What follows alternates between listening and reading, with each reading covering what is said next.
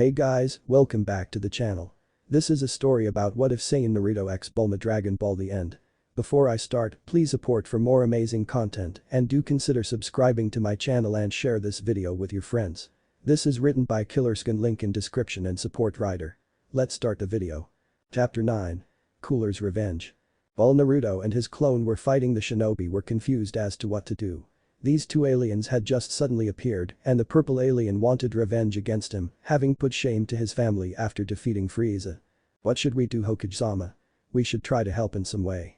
We just got Naruto back and I don't want to lose him again.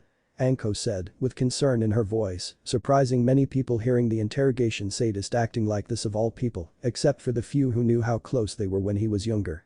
Minato was thinking about it as well, wanting to help, but also could feel the power coming from them, knowing he would be only getting in the way. He wasn't the only one thinking like this, as everyone had shown up. Even Narumi and Kasumi arrived wanting to know what was going on. Decided having an answer, but knew what would be the response he'd get. We wait. We don't know what this guy is capable of, and despite wanting to help him, we can't understand how much power I'm sensing from him. It's not chakra, but it's the same as Naruto, and it's off the charts. He told them, who were looking at him worried and others as if he's crazy. But he's after my baby. We can't let him fight him alone, can we? Kushina asked, concerned for her son as she tears were threatening to leave. I agree with Kushina on this one. He'll need our help in fighting him and we outnumber him. Mikoto said, agreeing with her friend. What about the other one though? She's fighting a clone which won't be as strong as the original. Kasumi asked when everyone looked at the two who were fighting at what looked like blurs. Don't you sense it? It's the same as Naruto's, meaning that it's not weak and will hold its own against her. Minato pointed out as the censors reached out to see if he was right, and it seemed he was. Speaking of Naruto's clone and Fasha, they were exchanging blows trying to find a gap in their forms, but so far none were being seen until Fasha threw a kick that he caught with his arm, holding it in place as he pulled her towards him and elbowed her in the face, sending her away, but she caught herself from crashing and rushed back in with a grin, never leaving her face, having a blast at fighting him. She quickly appeared behind him, bringing her leg down, which would have connected had Naruto not turned around in time to block it with his arms in a X, which sent him skidding down to the ground where he landed. She charged at him as Naruto prepared for her when she suddenly vanished and he was kicked in the side, but didn't have time to react when she reappeared and used a hammer fist before striking him in the head, sending him into the ground that created a crater as smoke filled the area, concealing everyone's vision. Naruto's clone was face first into the ground as she approached him to finish him.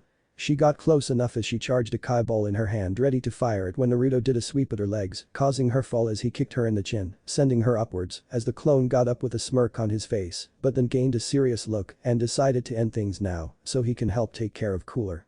He shouted as his power started rising as Fasha landed, waiting for him to make a move, with the area shaking as it was rising rapidly, startling the censors with the others wondering what was going on as they all saw the clone's aura being seen and it flared around him.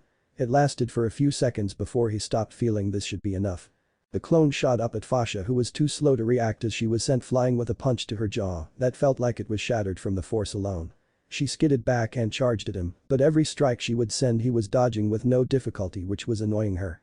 She sent a right cross to his cheek but was caught with his hand before he slammed her into the ground. He grabbed her arm and threw her in the air. She righted herself and took a stance, but again wasn't prepared when Naruto had shot multiple Kai blasts at her and brought her arms in front of her when an explosion went off. The smoke cleared to Fasha, looking a little worse off as she had some burns on her body, her clothes were partially torn and she was breathing heavier. Fasha was getting frustrated with her enemy, having not been able to do anything since he powered up. He was much stronger than her since she was at her max already. In a blind rage she gathered Kai in her hands as they started to glow pink when she smirked, knowing this would shake things up.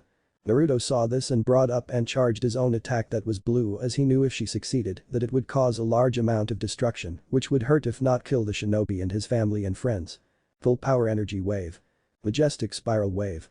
They shouted as they each fired off their attacks, colliding against the other as they pushed back and forth for dominance. Fasha was gritting her teeth in concentration as she was putting everything she had into it to kill the clone. The clone was struggling to hold it as he could feel himself beginning to lose the energy that was used to summon him. He had to end this now before it was too late. He roared as he pushed his power to the limit, with not before long began pushing the attack back at her, making her eyes widen in disbelief as she watched her attack being pushed back. It wasn't pointless, as no matter how much she pushed back, nothing worked and was soon engulfed in the two attacks as they exploded. Arg. She screamed with the explosion causing the winds to pick up as everyone had to shield themselves and add chakra to keep themselves from flying off from the force. When it died down, they could see Fasha falling down unconscious. When she was a few feet from hitting the ground, the clone caught her and floated to the ground when he saw Minato approach him cautiously. Despite her being unconscious, she was still dangerous. Minato saw the clone set her down and roll her on her side, confusing him, wondering what he's doing when he saw him pull something that was on her neck and saw his son get a scowl on his face and crushed whatever it was into pieces. What was that? He asked the clone, who calmed down and looked at his father. It was a chip that was used on Fasha to control her. The reason I knew it was there was because it wasn't the first time I had seen one. It was in the same spot with Jine when Bulma and I found it on her, he responded as he nodded and handed her over to him. Don't do anything to her and make sure no one tries to harm her in any way, since she was forced to be here and to serve Cooler. He added as his dad nodded. But that being said, the clone dispersed, leaving Minato to take her back to the others. What did Naruto say? Kushina asked, walking up on her husband. He asked us to watch over her, so no one tries anything against her. It was Cooler's fault that she was following orders. From what Naruto said, she had mind-controlling chip on the back of her neck to force her to serve him without hesitation and complete loyalty. He said with a scowl on his face as the others weren't faring better after hearing that. That's horrible. I can't imagine how she must feel when she wakes up to find out she's been a slave for years. Kushina said with her own scowl. For now though, we need to go check on Naruto and make sure he's alright. Tsunade commented, getting nods from the others who were also worried about the Saiyan. Nico, Hana, Hiruzen, Asuma, and Kurenai, I'll need you to watch over her while we go check on our son. I'm counting on you 5. Okay. Minato asked with them nodding in understanding as they watched them go. Back with Original and Cooler, their battle had been even so far, and that's Naruto without having used Matatabi's chakra yet. He had his eyes activated, which was a big help in evading his attacks and to counter them. Naruto and Cooler flew at each other and grabbed each other's wrist, trying to overpower the other as their powers rose along with the pressure being put out by them, which caused the ground to start shaking. Cooler brought his knee up hoping to hit him in the chin, but Naruto let go and backflipped away, but didn't see Cooler behind him as he elbowed him in the back of the head, which caused him to head at the ground, but Naruto righted himself and caught his balance and landed on the ground. He flew after the older brother as their fists met in the middle, causing a shockwave Tad emitted from them. While they were struggling, Naruto decided it was time to get serious as he activated his NCM, Nibi Chakra mode, with his power skyrocketing than it was just a second ago. He easily overpowered him, pushing him back before he kicked him in the chest and appeared behind him and gave an X kick into the ground that exploded.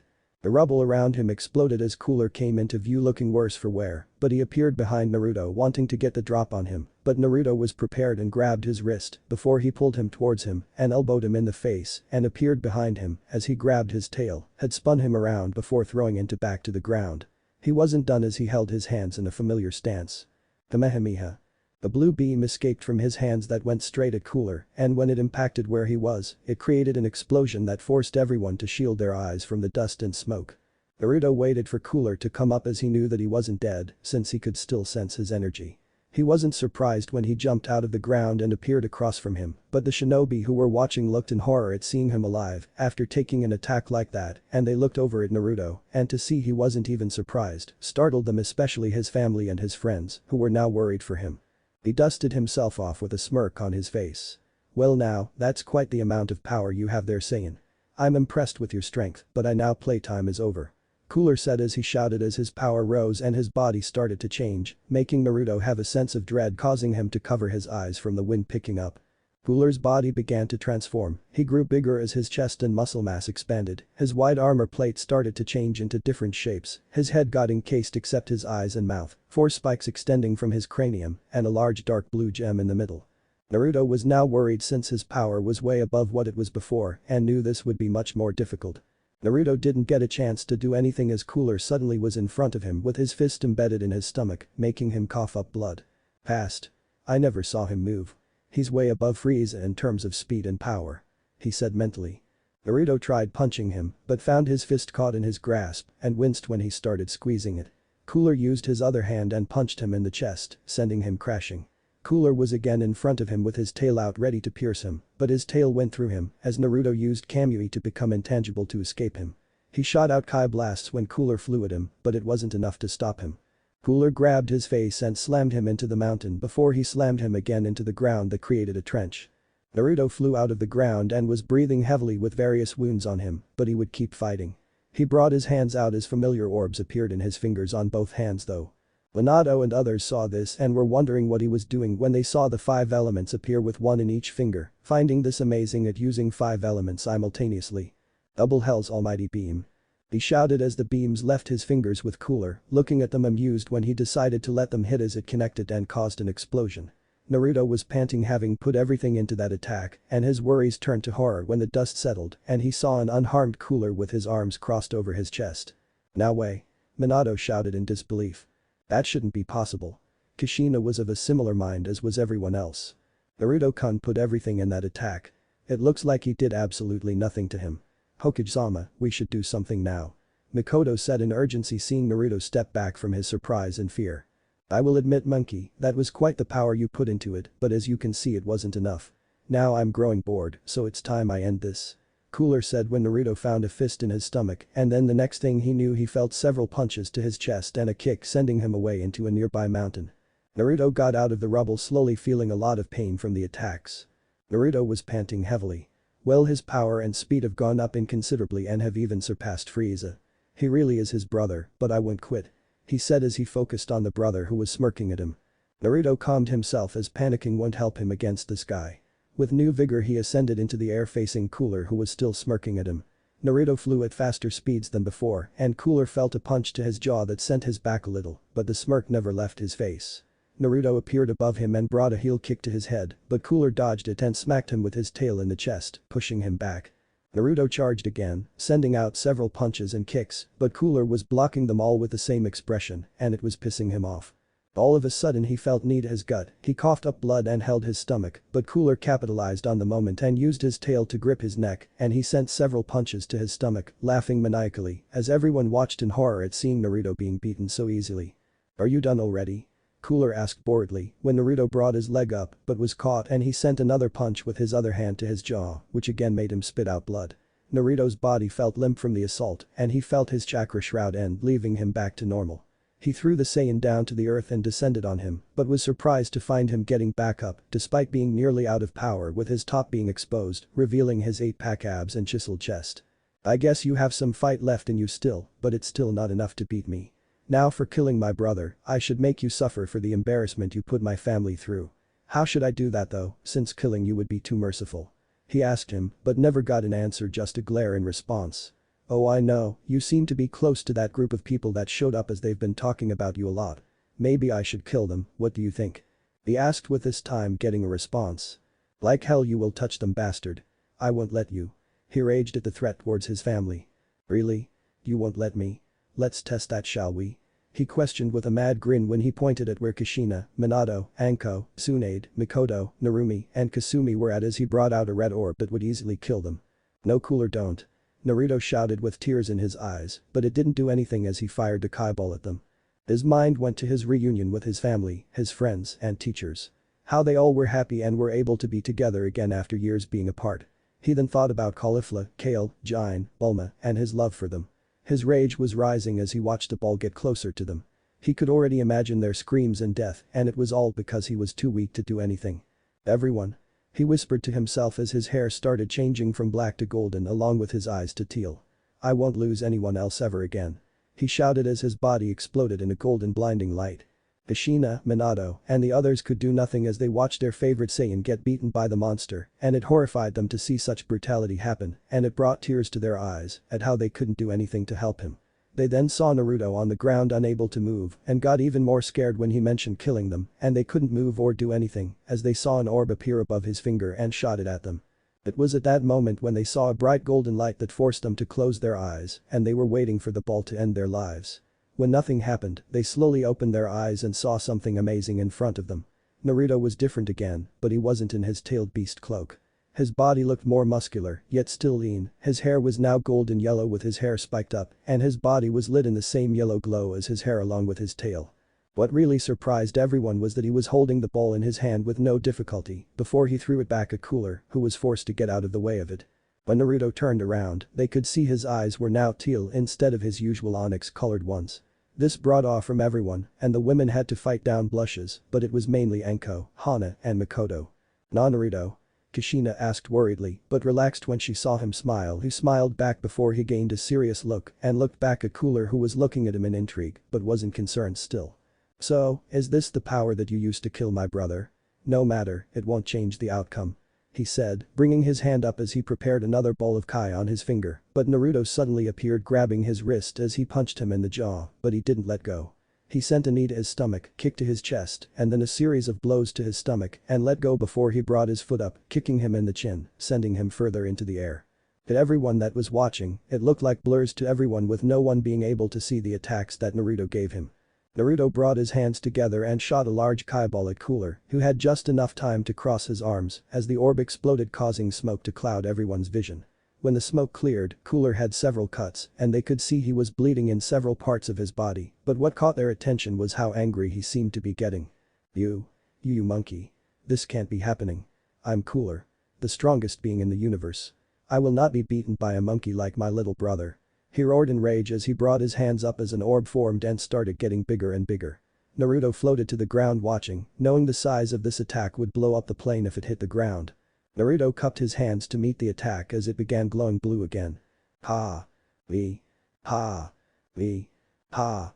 He finished as he shot the wave at Cooler's attack as he threw at Naruto, having been done dealing with this planet and would blow it up to hell. People were being blown away from the force of the clashed energy attacks, as those who didn't were channeling as much chakra to their feet to keep them grounded were struggling to do so. It's over, Cooler. Naruto pushed even more energy as he started pushing the attack back at Cooler, who was getting angrier as he saw he was being pushed back. No. No, no. He shouted as he was enveloped in the two attacks as they blew up, which caused a massive explosion. Naruto waited for a minute for Cooler to appear, and when there was no sign of him, Naruto stretched out his senses to see if he was still alive, but his energy signature was completely gone, meaning it was over now. He relaxed his form as everyone saw this and ran up and started cheering and congratulating him. Naruto was laughing, but when he went back to base form he suddenly felt pain all over his body, and they noticed this and set him down as Kushina was next to him immediately. "Sachi, are you okay? What do you need right now?" she asked as she was fussing over him, and the others could see him groaning at her antics and were chuckling, but the smile never left his face. "Right now, I could use some rest, some food and lots of water. I'm very hungry as fighting like that makes me extremely so," he said as his stomach growled, making everyone laugh. "For now though, Dad, can you head back to the compound?" he asked his dad, who rose an eyebrow in curiosity. "Why?" he asked. He didn't say anything, but whispered something to him, which he nodded. He disappeared in a yellow flash, and it didn't take long for him to be back, and he gave him something and immediately ate it, and the results were instant. His body was healed from all injuries for everyone to see, his energy was back to normal, and he wasn't very hungry anymore. "What did you give him?" Anko asked, amazed, confused at what she just saw. "It's called a senzu bean. I started growing them here and I was able to expedite the growing process since they can be very valuable, but I don't want everyone knowing about them, otherwise they'll get misused and don't want the wrong people to learn about them. They can instantly heal wounds, restore your energy back to 100% and make it wear as if nothing happened," he explained, getting odd looks from those that heard, and others were nodding in understanding. "So they'll be clan secrets, right?" Minato asked, with Naruto nodding in affirmative. "There is one downside though, that I was never able to change when I started growing them," he said seriously, making everyone else look at him curious and have some worrying looks. "What is that, Naruto-kun?" Mikoto asked nervously, hoping nothing would be wrong with him. "They fill you up for 10 days when you take one still, and so I'm not hungry anymore," he grumbled annoyingly, with everyone looking with wide eyes until everyone started chuckling, which turned into laughter at his antics, worrying about food more than other things. "Let's head back to the village now," Minato told the group as they nodded, and he turned towards the rest of the shinobi that were there. "Let's go back now. The crisis has been taken care of," Minato exclaimed to them as they cheered and started making their way back to the village. What no one knew was that there was a rude Anbu operative who had seen and heard nearly everything and would need to report to his master. Before they could leave, they saw Naruto turn around as he looked at the ship, knowing it would be a bad idea to leave it here, so with his decision made he brought his hand out as giant kai ball was formed when he threw it as it hit the ship, immediately blowing it up, leaving nothing left for anyone to salvage from. Naruto walked back to the group and picked up Fasha bridal carry style, since he didn't trust anyone else except his family to watch her. Naruto and the others had managed to make it home and were able to rest, or in Naruto's case anyway. He had gone over what happened when he transformed, and now that it's happened twice now and he had a better idea of how to do it, he could start controlling it and then work to master the form. It was mid-afternoon now and he was going to start training in his Super Saiyan state in the morning and he couldn't wait to get started. He wasn't alone though as he was with Anko and Hana, having been able to get out of T&I early today and got out of the vet's clinic early too as everyone else still had things to do. What's it like on Earth? You said, you live there and I want to hear about it and the different people there. Anko said. Well let's see, there are interesting people that I know, that's for sure, but most of the people on Earth don't use Kai or chakra. They aren't aware of it, I should say, so they're weak and normal, I guess you can say. Most of the people I'd associate with is Goku, who's a Saiyan like me, except he's a full-blooded one, his friend Krillin, Piccolo who's an Namekian, and Bulma who helped me adjust to life on Earth when I finished my training on the Lookout. He saw her confusion and explained how he lived and trained there for 11 years and got an education by studying under the goddess Kami. Anko just looked at him until she suddenly got in his lap and kissed him with Hana gaping at her friend's attitude but couldn't help but feel a little jealous at seeing her make the first move. After all, not only was Naruto a great friend and extremely loyal and kind, he exerted an alpha's aura which drew her to him. I missed you a lot, Naruto-kun. You left me here when I could have gone with you and would have wanted to go with you. Anko said to him, surprising him, not having expected that. She's right. We've been friends for years and you left us alone here. Now you've changed so much and you'll be leaving again, but you don't know what, we don't want to miss out on being with you again. Why? He questioned, confused, as he tried to calm the blush that was on his face when they grinned at him. It's because we're your best friends and I know I had Kurenai, Yugao and Hana, but it didn't feel the same as when you were here, so when you go back to Earth, we want to go with you. She still had her grin on her face with Hana being the same, making him sigh knowing that this would be a losing battle for him. Okay. You can come back with me, but the ship is only meant for one person, so that'll be a problem. He said to himself when all of a sudden they heard a voice. I believe I can help with that. A familiar voice called out. King Kai, is that you? What do you have in mind? Have you heard from anyone back on Earth, how are they? Is Bulma okay? He asked Kai quickly. Yes, they're all just fine, Naruto, and what I mean is that they can use the Namekian Dragon Balls to bring you and your friend back to Earth. Also Bulma is great, but you'll hear from her when they summon you back, he told the three. Naruto merely slapped his forehead and not thinking of the idea, but Anko was confused about the voice and what was going on. I'm confused, who are you and am I going crazy? Anko asked, with Hana of the same mind, making them chuckle at their confusion. No, you're not going crazy, Anko. The person who is talking to us is King Kai, the one who trained Goku before he was brought back to life, then there was. Goku has died before and was revived. Are the Dragon Balls really able to bring back the dead? Anko asked, she didn't know what to say to that. Yes they are, but they have a limit to once and it has to be within a year's time. Krillin's died twice along with Shiatsu. The others have a chance to be brought back having only died once. Anyway, King Kai, do you know when they plan to use them to do that?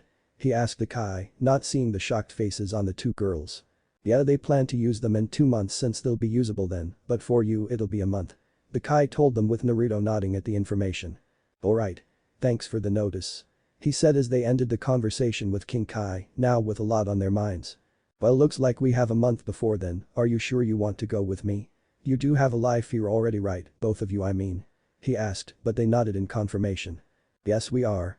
I also want to learn how to use Kai and to get much stronger so I can help if something happens again like with that alien. He made everyone here seem like a joke and he was barely even trying when you first started fighting him. I don't want to feel like that again. She told him, who nodded with a smile on his face. She's not wrong. I want to be strong so I can protect my family and my friends. I want to be able to do what you can do. Hana said with him nodding in understanding. Sure. I'd like to start training you, but know that I won't be easy on you and will push you to your limits and further beyond. He told her with a serious expression, but she didn't back down and nodded with her serious expression. They continued spending the next few hours together to catch up until it was nightfall when he offered her to stay for the night since it was really late. She accepted and decided to stay in his room while he would try to sleep on the couch. She wasn't going to let that happen and told him that he could sleep with her.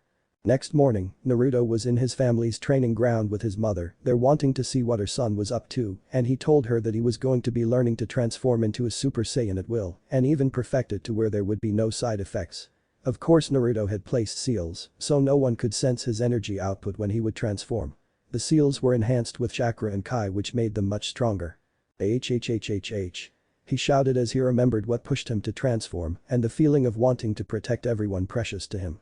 His hair was changing between black and golden yellow, along with his eyes from black to teal, but it was fluctuating until he collapsed, breathing heavily from the energy he was pushing out. I'm almost there. I can feel it. I can't hold it for long, but it's getting there. He whispered to himself when Kushina came over to help him up since he was struggling to do so. You alright Naru-chan? His mother was concerned for him, but he smiled and nodded, which eased her worries. I'm alright. Just need to get a handle on this transformation. I'm close to it. I can do this. He would have kept going when they felt someone's chakra appear at the estate's door. Someone's coming, I'll go see what they want. You go shower, mister. You've been at it for hours and you've been working hard. It's time for a break. Kushina said in a tone that dared him to ask questions, but he knew better than to argue with her, so he complied and did as told. While he did that, she went to the door to see who was here and saw an Anbu at the gates. Raising an eyebrow in curiosity, she met with him to see what he wanted. This is Namikaze, the council has requested Naruto-sama and would like to speak with him. He said with her sighing, but nodding in understanding. Hi. We'll be there. He's cleaning up so we'll be there in half an hour or so. She said. He nodded and shunshed away. 30 minutes later. Naruto had finished his shower and gotten a clean change of clothes and now was with his mother as they made their way to the council room, having an idea as to what it's about with regards to what happened yesterday when Naruto fought Cooler. They made it to the council meeting and now they were just not looking forward to seeing what they'd want, but he also wondered who called the meeting since Minato never mentioned a meeting would be happening today. They could only wait and see what was going on. They walked in and could see several people in the room and with how the shinobi side was frowning along with Minato, he could tell that he didn't call the meeting, but the civilian side did, which only made him narrow his eyes at what they could want. Naruto walked up in the middle and stood next to Minato as he stared at everyone impassively, while the shinobi side were curious about him, the civilian side were eyeing him finding how strong he was, but when he saw the elders, he could sense their greed and they'd do anything to get him under their thumbs. I was told I was asked to come here, Hokage-sama. Naruto asked and got a raised eyebrow from his father and saw the glint in his eye and smiled internally and would let things play out to see what would happen. Yes. You were called here to answer some questions regarding what occurred yesterday and your capabilities since no one has seen them before. Minato said, getting a nod from his son. We also sensed a secondary source of chakra coming for you along with another energy source. Who are you? We've never seen you before and the thing you fought yesterday, who was that and why did he seem to know you? Hiashi questioned curiously with his Byakugan activated but had to quickly shut it off from it, blinding him. Me? I guess with the changes I went under 5 years ago equals, but I can't be that different. I still have my whisker marks after all. He pointed at them as they all looked at him, then eyes widened as there was only one boy that had whiskers like that on him, but he's been gone for 5 years and now he looks like he's in his mid-20s. Then Naruto Namikaze Uzumaki. Itachi stuttered with eyes widened considerably at seeing his longtime rival and friend. It's good to see you again, Itachi, and yes, it's me. He grinned at him, who was too shocked to respond. What the hell happened to you for you to become like this? What's with the hair and eye color change and the tail pup? Tsume asked, bewildered at his appearance. Not only that, but he looks much older than he should be, which begs the question, where have you been and how are you so much older than you should be? Shikaku asked with a serious expression. That's complicated to explain really, as it sounds unbelievable. As for the unknown energy that you saw is called Kaian, no, not killer intent, but life energy. As for the alien that was here, that's also hard to explain without it sounding crazy, but as you know, he was from space and the reason he was looking for me is because he wanted to get revenge for his family's honor when he heard his brother was killed by me and someone else. He told them, but could see curious and disbelieving looks from the civilians, except for the elders who were looking at him with interest. And those transformations you used? The first one had chakra, but the other one didn't. What was the first one you used? Danzo asked when his eyes widened, realizing where he felt it before, but it was more pure this time. You're a Jinchuriki, aren't you? He asked, which felt more like a statement as the others also put it together and looked at the Saiyan with looks of fear from the civilians and interest from the Shinobi Council. Are you Naruto? Inoichi asked when he saw a slight smirk which told him and everyone else what they wanted to know. Which one and why did it feel so pure? Hamura asked, rather intrigued at them having a strong weapon in the village. He didn't say anything, but held up 2 fingers which they nodded at. As for the transformation. That's the chakra I use when we work together and the chakra is different, not having a dangerous feel to it like others are. I basically had to fight her, which I won, and now I can use that form that those that were there saw. Naruto explained, getting shocked looks from everyone at him beating a Biju by himself as only there were 2 people capable of doing such a thing. So you're a perfect Jinchuriki? Minato asked, already knowing, but had to ask to feign ignorance. Wait, so you're the one that showed up a month ago that was nearly killed? Was the brother you fought put you in that condition? Itachi asked and paled when Naruto nodded his head along with everyone else hearing that. What about that other transformation? You never said what that was. Danzo said, getting his nerves under control. It's called a Super Saiyan, and no, not everyone can gain that form, as only Saiyans can unlock it. This is my second time bringing out that form. He said to the Warhawk, who was getting ideas in his head and would make this boy the ultimate weapon if he could control him. He'd have to use his Sharingan, since nothing else would be able to do such a thing, but what he didn't know was that he would be very disappointed when he tried. And why can't anyone use that form? A random civilian asked. You have to be what is called a Saiyan. A race similar to humans, but different. So it would be impossible to become one. Naruto told them, who nodded. Are you saying you're a Saiyan and not human anymore? Kaharu asked, narrowing his eyes, but softened when he shook his head negatively. I'm half Saiyan and half human. When the change occurred, I wasn't made completely Saiyan, letting me still be able to use chakra. He said. Danzo was smirking at this information, and from what his root operative told him, no one in the world could match the boy. Now we have the strongest shinobi in the world and we can use him to destroy the other nations and be the village at the top. I suggest we use him to our advantage. Danzo immediately stated, with the civilian council and elders nodding in agreement, but the shinobi sighed and his parents were glaring at the Warhawk for the suggestion. No. I won't do such a thing. I'm not a tool for you to use whenever you want. I'm my own person and you won't tell me what to do. There's nothing you can do to change my mind. He said with finality in his voice, but saw the smirk on Danzo's face, but didn't say anything. He's right. I won't force my son to do such a thing when we're finally getting along with the other villages and coming to peace. It would ruin everything that we've fought for to get to this point. Minato said, but Danzo wasn't bothered in the least as he kept his gaze on Naruto, who felt a slight sting in his head and unconsciously activated his Rin Sharingan and cancelled out the attack on his mind, along with Matatabi helping him. Okay, what the hell was that? Naruto asked with a scowl on his face, knowing what technique was just used on him, having used at times himself, as everyone except for Minato and Kushina were surprised to see his eyes change. Naruto? Kushina asked, wondering what's got him so upset.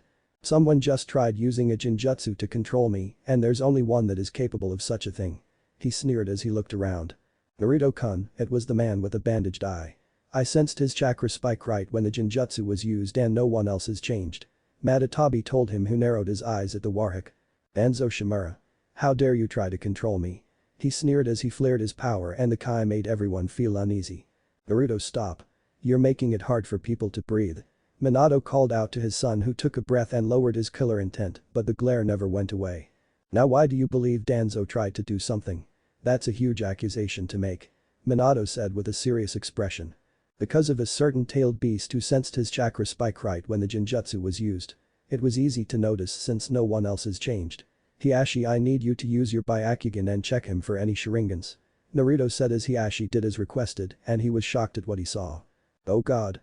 That's horrible, Danzo, how dare you? Hiashi shouted, losing his normal calm demeanor. What did you see, Hiashi? Kushina asked when the next second they all saw Naruto with his Kai blade out and Danzo's arm on the ground, and he was clutching his eye while glaring at Naruto. This is the cause of it. Naruto said as he tossed the arm to Minato, and with his other hand, he showed everyone the Sharingan, which shocked everyone including the other elders, that was in his eye before he crushed it. Minato took the arm and began unraveling it, and what he and everyone else saw was disturbing and horrifying to see. It was a pale white arm and had several Sharingans in them. Danzo, what's the meaning of this? You desecrated the graves of the Uchiha. Minato shouted as Naruto still held the man down with his arm as he aimed his Kai blade at his neck. I did it for the good of Konoha to make it stronger.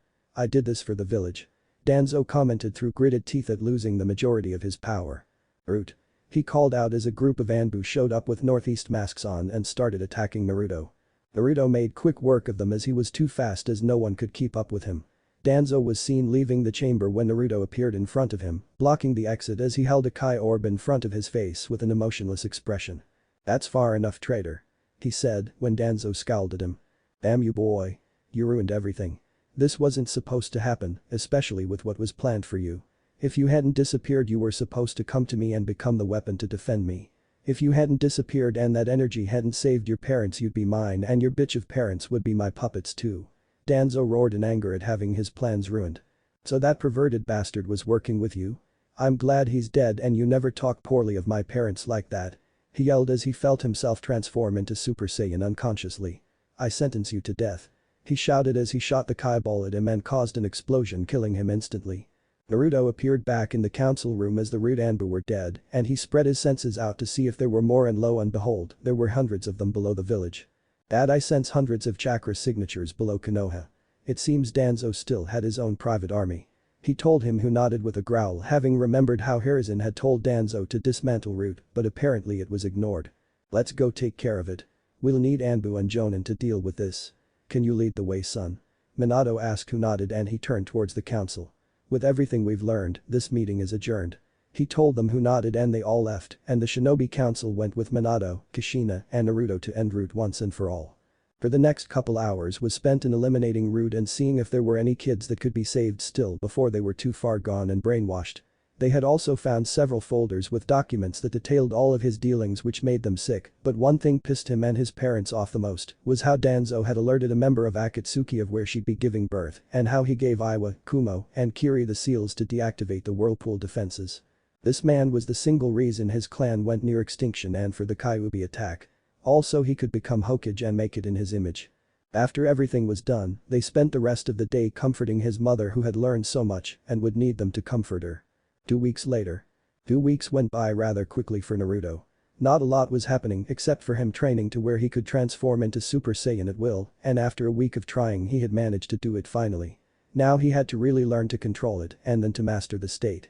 That wasn't the only thing he did though, as he kept training the twins in the Kyuubi's chakra and had learned that they could now go into the first cloak pretty easily and could go up to 3 tails, which was their limit, which was good at their age.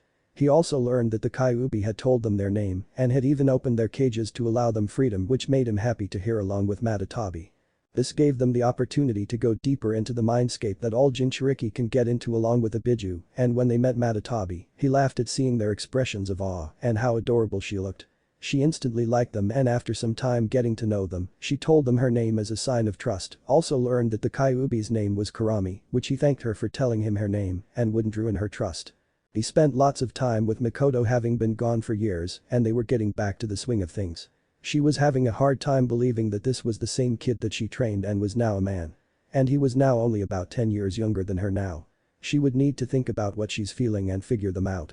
He had also gotten to know Fasha once she woke up. Like Jin, she didn't remember much and felt bad for what she went through. He learned that she was teammates with Jin at one point, and he was glad there would be someone she would know once they got back to Earth. She loved to fight, so they sparred a lot and was amazed that he could transform into a Super Saiyan. They trained often when he wasn't training his sisters.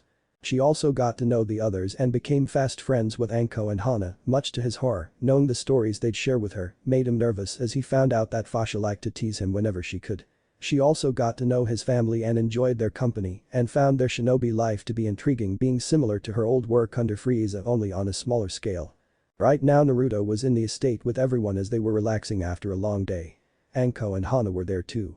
That was another thing that happened. After getting reacquainted with Tsume, he told her that he'd be leaving in the next month when he was summoned by his friends, and that Hana wanted to go with him.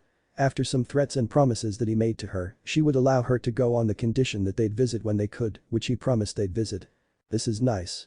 This is the first time in a while where we've all just relaxed together. No work, no training, just hanging out with friends and family. Naruto smiled when everyone nodded. I could get used to this. You do have a point, but with Minato working a lot as Hokage and the girls with their team, it makes it hard to find times like this. Kushina said with a content smile on her face. How are you two handling being with Naru-chan and sharing him? Mustn't be easy, right? Narumi asked with a smirk, seeing her brother grumble something that she couldn't hear, but she didn't care. She enjoyed teasing her brother when she could. Naruto all of a sudden froze, feeling something as if he was being pulled when he started to glow, and he fought it when he heard in his head that he was being wished back to Earth. I can't go back yet. It's not time. He told the dragon mentally, who nodded, and the light disappeared from him. What was that? Kasumi asked with a confused expression, along with everyone of the same mind. That would be the Namekian dragon trying to wish me back to Earth, but I said I can't go back yet, and the feeling along with the light disappeared right after. This news made everyone except for Anko and Hana grow sad, since they thought they had more time. He then saw his twin sisters jump at him with hugs, not wanting him to go. Kushina wasn't ready to let her son go either, since she just got him back a month and a half ago. Minato however understood, but smiled knowing he would have more time though with his son. Everyone's thoughts were cut off when they heard a very familiar voice that made Naruto's eyes go wide and had silent tears. Caulifla. Is that you? He asked in a quiet voice when the others were looking at him in confusion. Naruto Uzumaki. I heard you told the dragon to not bring you back yet. What the hell, bastard? You need to get your sorry ass over here now, you hear me? She shouted when another voice spoke up. Naruto, it's so good to hear your voice again. We all thought you were dead until the dragon told us you were alive. You as well, Kale. I am so sorry for what happened to you three girls. It shouldn't have ever happened and I'm sorry for failing to protect you. He said as tears were leaking down his cheeks. What's going on? Kushina asked, confused, but recognized the name Kale and Caulifla from what Naruto told her about them. Who's talking and why can't we see them? Kasumi asked, just as confused as everyone except for Naruto, Anko, and Hana. Naruto, it wasn't your fault, you know. We wanted to protect you for a change instead of you doing that always. Kale said as she smiled at her boyfriend even if he couldn't see it. But you need to get your ass back to Earth or so help me, I'll find wherever you're at and kick your ass. Caulifla chimed in. Is that Naruto? Naruto Uzumaki. Like Caulifla said, get your ass back to Earth as I want you here since you did this to us. Bulma said, confusing everyone in the Namikaze estates except for Kushina who had an idea and was starting to grin widely, hoping it was true. What do you mean? It's not like I don't want to go back, I just thought I had more time and could finish training my sisters for now. Naruto told them. Wait, you're on your home planet. Caulifla shouted in excitement. Yeah, but anyway, what do you mean what I did to you? He wondered, trying to think of what she meant. You got us pregnant, you ass, so get back to Earth and take responsibility. She shouted, making him shrink back at the tone until he stiffened when he heard what she said. What did you say? He asked, hoping what he heard wasn't his imagination or a lie. We're pregnant, Naruto, and it's yours. Please come back. Kale said, nearly in tears. Oh, my son became a man, huh? Congrats, Naruto. Minato shouted with a huge grin on his face, one that Naruto returned of his own. Oh, I'm going to have grandbabies. Kushina yelled in excitement at the thought of having grandbabies to spoil, but she looked at her son. You better go back and be there for your wives for your kid's birth or else Sachi. She threatened, making him nod frantically when he heard laughing. Who was that? Whoever it was, I like her. Bulma and Caulifla laughed. That would be my mother, Kushina. Go ahead and tell the dragon to send me back to Earth along with a few others that are coming with me. Anko, Hana, and a fellow Saiyan named Fasha. He told them and could tell they were surprised to hear there was another Saiyan, even if he couldn't see them. Will do, Naruto. We can't wait to see you again and soon. We hope to meet your family too. Kale said with the connection ending. Naruto looked at his family and they had smiles on their faces, but he made the mistake of looking at his mother and sisters who had tears in their eyes, knowing their son brother and his friends were about to leave for who knows how long. He walked up to them and pulled them in a hug and they latched onto him, not wanting to let him go. I'll be back. I'll be back in a year's time as me and Dad have been discussing something that would be an opportunity. I'd also like to be back in time for the Chunin exams this time around. He said with a grin that his sisters seemed to have as well, making him chuckle. I'll tell you more about it though, when it's time, so don't worry about not seeing me. It'll be 6 months for you, but a year for me, so it won't be too long of a wait. Okay? He explained to them, who slowly nodded into his chest. Naruto smiled at his father and shook hands with him. It was great having you back, son, and I look forward to meeting your girls, and you should bring them with you when you visit next time. He told his son, who nodded, knowing they'd want to visit Konoha. Ready, Anko, Fasha, and Hana? He asked the three women, who nodded and were rather excited to see Earth and his friends, but were also nervous, knowing things would be very different for them. Sure, Naru-kun. Hana grinned at her boyfriend. They didn't have to wait long as he was again covered in a white light along with the girls as they disappeared from view. The four appeared and looked around in the familiar place, well to Naruto anyway, of Capsule Corporations, recognizing it anywhere. He didn't have a chance to do anything when four blurs slammed into him, knocking him over. It was Bulma, Jain, Caulifla, and Kale who was on top of him, and they had grin smiles on their faces with tears in their eyes, except for Caulifla, who was trying to fight it. I missed you girls so much. He whispered to them, who nodded in his chest when they slowly got off him, as everyone saw the three newcomers. They were looking at everyone with nervous expressions, except for Fasha, who saw her old friend Jain, and he could see the excitement in their eyes and the eagerness to fight each other too, having been years since they last saw each other. He looked at everyone that was present and could see his further parents-in-law, Gohan, Kai, Piccolo, and even Vegeta was there, who was with a blonde woman that had brown eyes. He recognized her from what Bulma told him about her. This must have been her sister Tights, and he could see they were pretty close. Hey Veggie. Glad to see you're back in the land of the living. He waved at the prince, who nodded back with a smirk on his face. Glad to see you're still alive. I could use a great sparring partner like you. That, and I want to know how you became a Super Saiyan. He said in a serious tone that made Naruto nod in understanding, knowing how he must feel when others can do it, but he can't. He was glad to be back on Earth and couldn't wait for what would happen next in his life with his girls and friends. Chapter 10. The future is in trouble. It's been 4 months since Naruto came back with Anko, Hana, and Fasha, and things were going rather well, mostly that is. He told them about his time spent on Elam and the reunion with his family and friends. And how he fought Frieza's brother Cooler and killed him after going Super Saiyan for the second time. To say everyone was shocked that he turned Super Saiyan again and even told how he could go into it at will now. As soon as Naruto came back he was spending as much time as he could with Bulma, Caulifla, and would dote on them to make sure they were taken care of and were comfortable so nothing would happen to them or the babies. Though the girls were touched by his doting, good luck getting Caulifla to admit it, but were getting annoyed with him making sure they didn't do anything strenuous. It wasn't until they sat him down and had a talk with him in Bulma and Kale's case, but with Caulifla she was hitting him on the head much to everyone's amusement.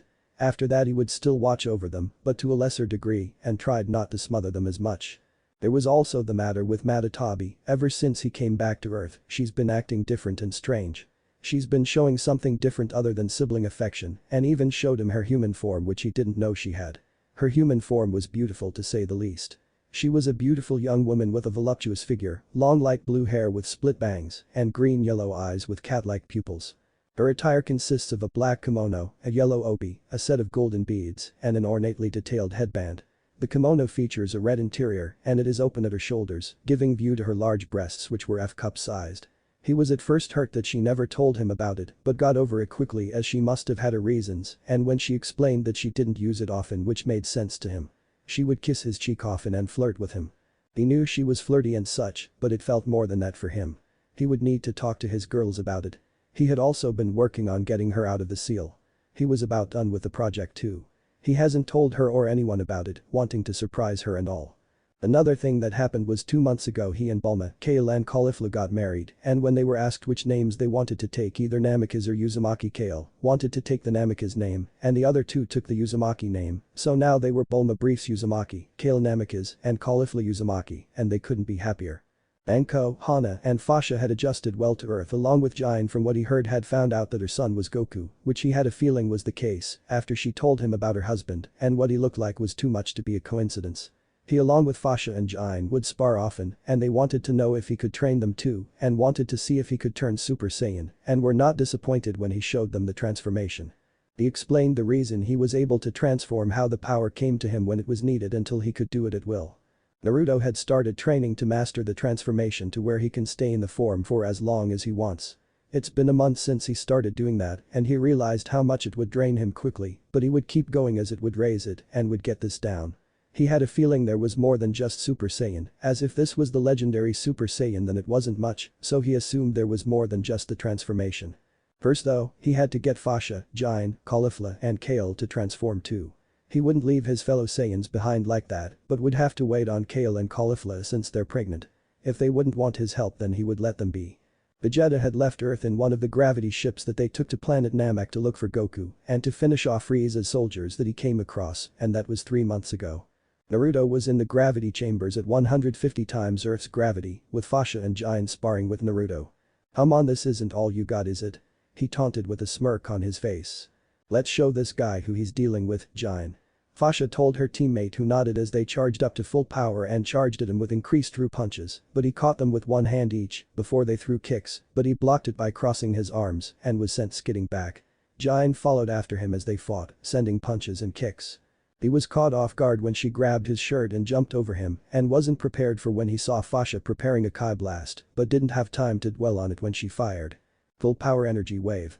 He would have countered with something, but he was kicked in the back by Jin and he went straight into the blast that created an explosion blocking their view.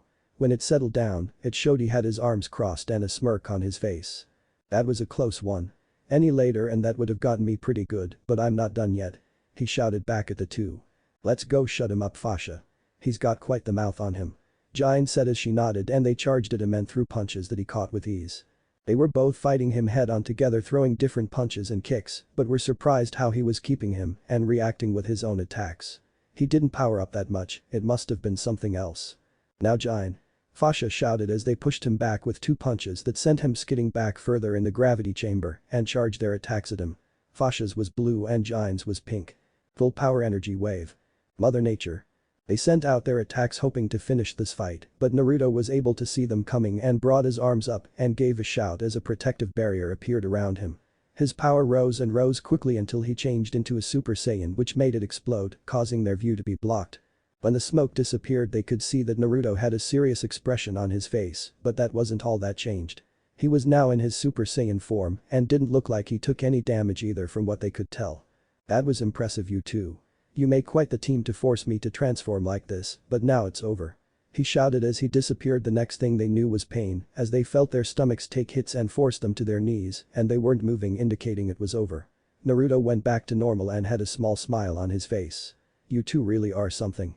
You're just like Kale and Caulifla, able to work together perfectly. That it's scary to think about.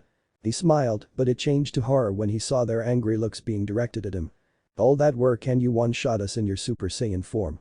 I know you mean well, but I feel like we aren't getting any stronger. Jin frowned, not wanting to complain to her friend, but it's how she and Fasha felt. His smile lessened when he heard this. It may not seem like it, but you really have. You've already forced me to go full power without transforming, so that's amazing. It wouldn't be long until you're able to transform and even surpass me. I feel like you and the other girls will do it. He grinned at the two who had small pink hues on their cheeks from the praise, but Fasha had a smirk on her face to cover it up and Jin had a smile on her face. When will you be teaching us how to transform then? Fasha asked, excited to learn the legendary form. I'd say very soon actually, and not just you two, but Kale and Caulifla, but they'll have to wait until after they give birth, otherwise the stress could hurt the babies. He told the two who couldn't help but smirk in excitement. They got cleaned up and picked out new clothes that they had gotten when Bulma took them shopping. Fasha was now wearing a white tank top with a black jacket over it with blue leggings that showed off her large ass and long legs. Jin had a pink tank top with black short shorts that didn't leave much to the imagination for him to her wide hips and her legs. He'd noticed how they would do things that would make any guy go crazy and he would wonder why. He'd need to talk to Caulifla, Kale and Bulma to see if they had something to do with it. Bulma was on the balcony having some tea talking with Kale, Anko, Hana, Yamcha, Krillin and Caulifla when they came out to join them. So Bulma, how are you feeling nowadays? Hana gestured to the pregnancy. I'm fine, but I've been getting cravings for a while, but at least I'm not the one hug girls. She smirked seeing them growl and pouted her teasing, but changed to smirks. And we have our lovely husband to help with these things, right? Kofila cheekily asked, grinning from ear to ear, making him pout with the others chuckling. You're lucky I love you. He grumbled, but smiled when he felt Kale kiss his cheek. Bulma said you've been training Fasha and Jin Naruto, how's that been going? Krillin asked his friend who nodded. It's been going pretty good, I'd say. They're getting close to being ready to become Super Saiyans. He told the bald monk who was shocked to hear that others could do it. Oh really? How do you plan to do that? He asked, his jaw on the ground at hearing this news. Yep. It's only a matter of time and how. It's a secret. I want to train with Kale and Caulifla, but I'd rather not risk the babies, he answered when they turned to see the pouts on their faces and the smug grins on Fasha's and Jin's faces, meaning they must have said something to them. What about me and Hana Whiskers? We haven't trained as much lately. Don't you want us to be stronger? Anko asked with tears in the corner of her eyes, making him look down, but when he looked up she smirked. Works every time. It's fine Whiskers, but we would like to train again sometime soon. She said, nodding at her. Speaking of which, how far along are they now? Yamcha asked. Bulma is at 8 months along with Kale and Caulifla both are 7 months. It's getting dangerous for them to be doing much, but you know how stubborn they can be. He mumbled with the guys laughing at his predicament knowing how right he is. It was at that time they all heard something that sounded like a falling ship. They looked up and could see an object coming down and it was coming in fast. It was when it landed did they get a good look at it. It was the same spaceship that they took to Namek. I'm back bitches. They heard a familiar voice and Naruto smirked in amusement at the prince's entrance as he saw said prince walk down the ramp from the ship as Yamcha met him and got in a stance. Hey, you got a lot of nerve coming back here. He said, trying to look intimidating. Oh need a valet, I'm not tipping. Vegeta said non-caringly, making Naruto and the others laugh. Don't you remember who I am? We fought when you landed on Earth. Yamcha exclaimed. No, I fought Kakarot.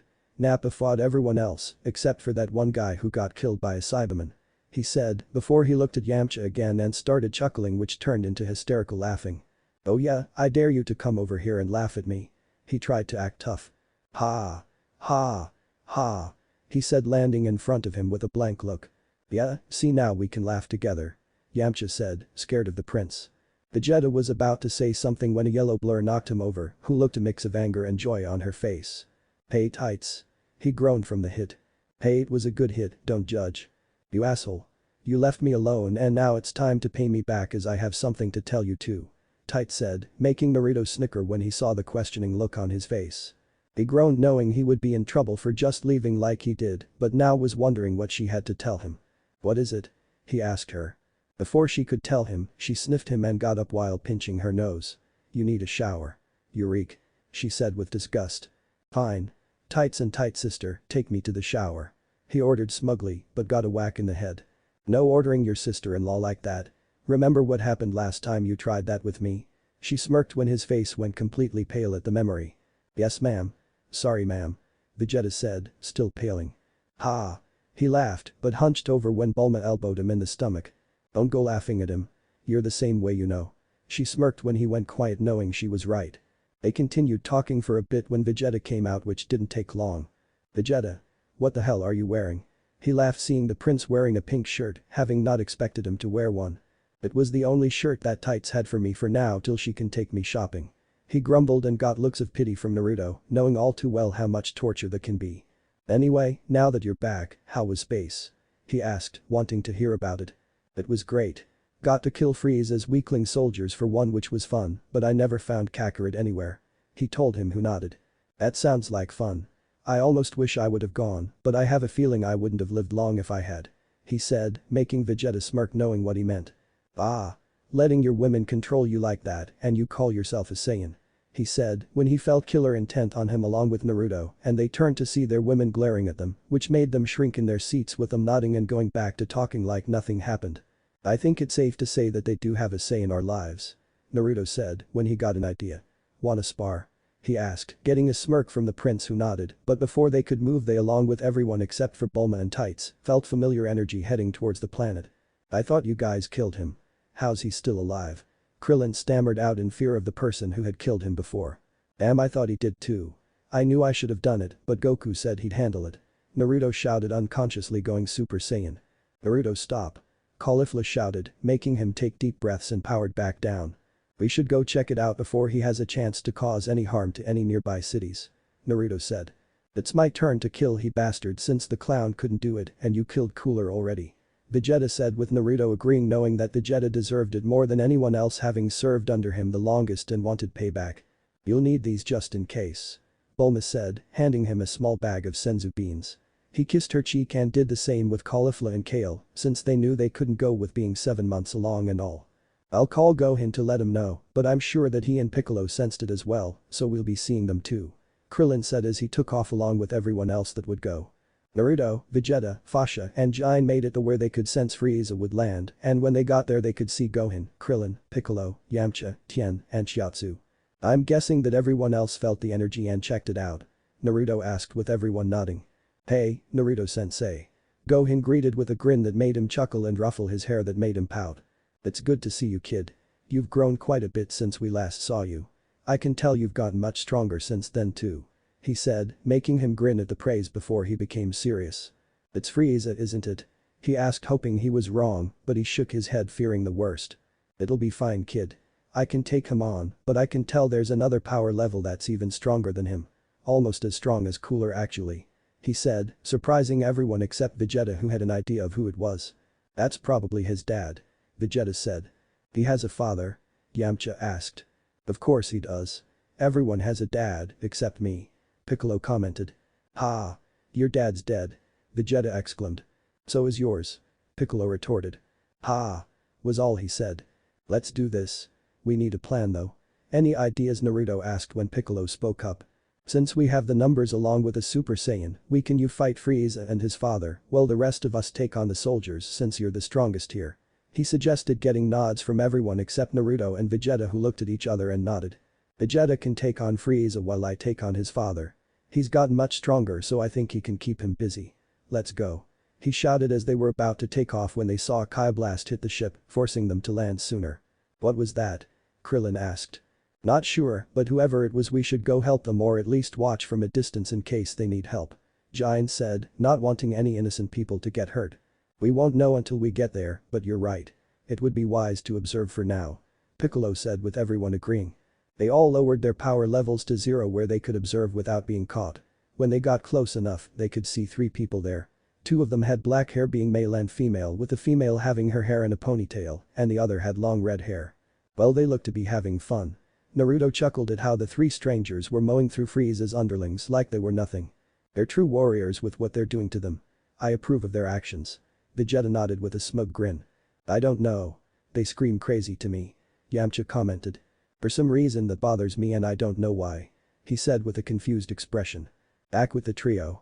They just finished mowing down the soldiers as it was just down to Frieza and his father King Cold, but they did see a green-skinned woman with short white hair who was hiding from them.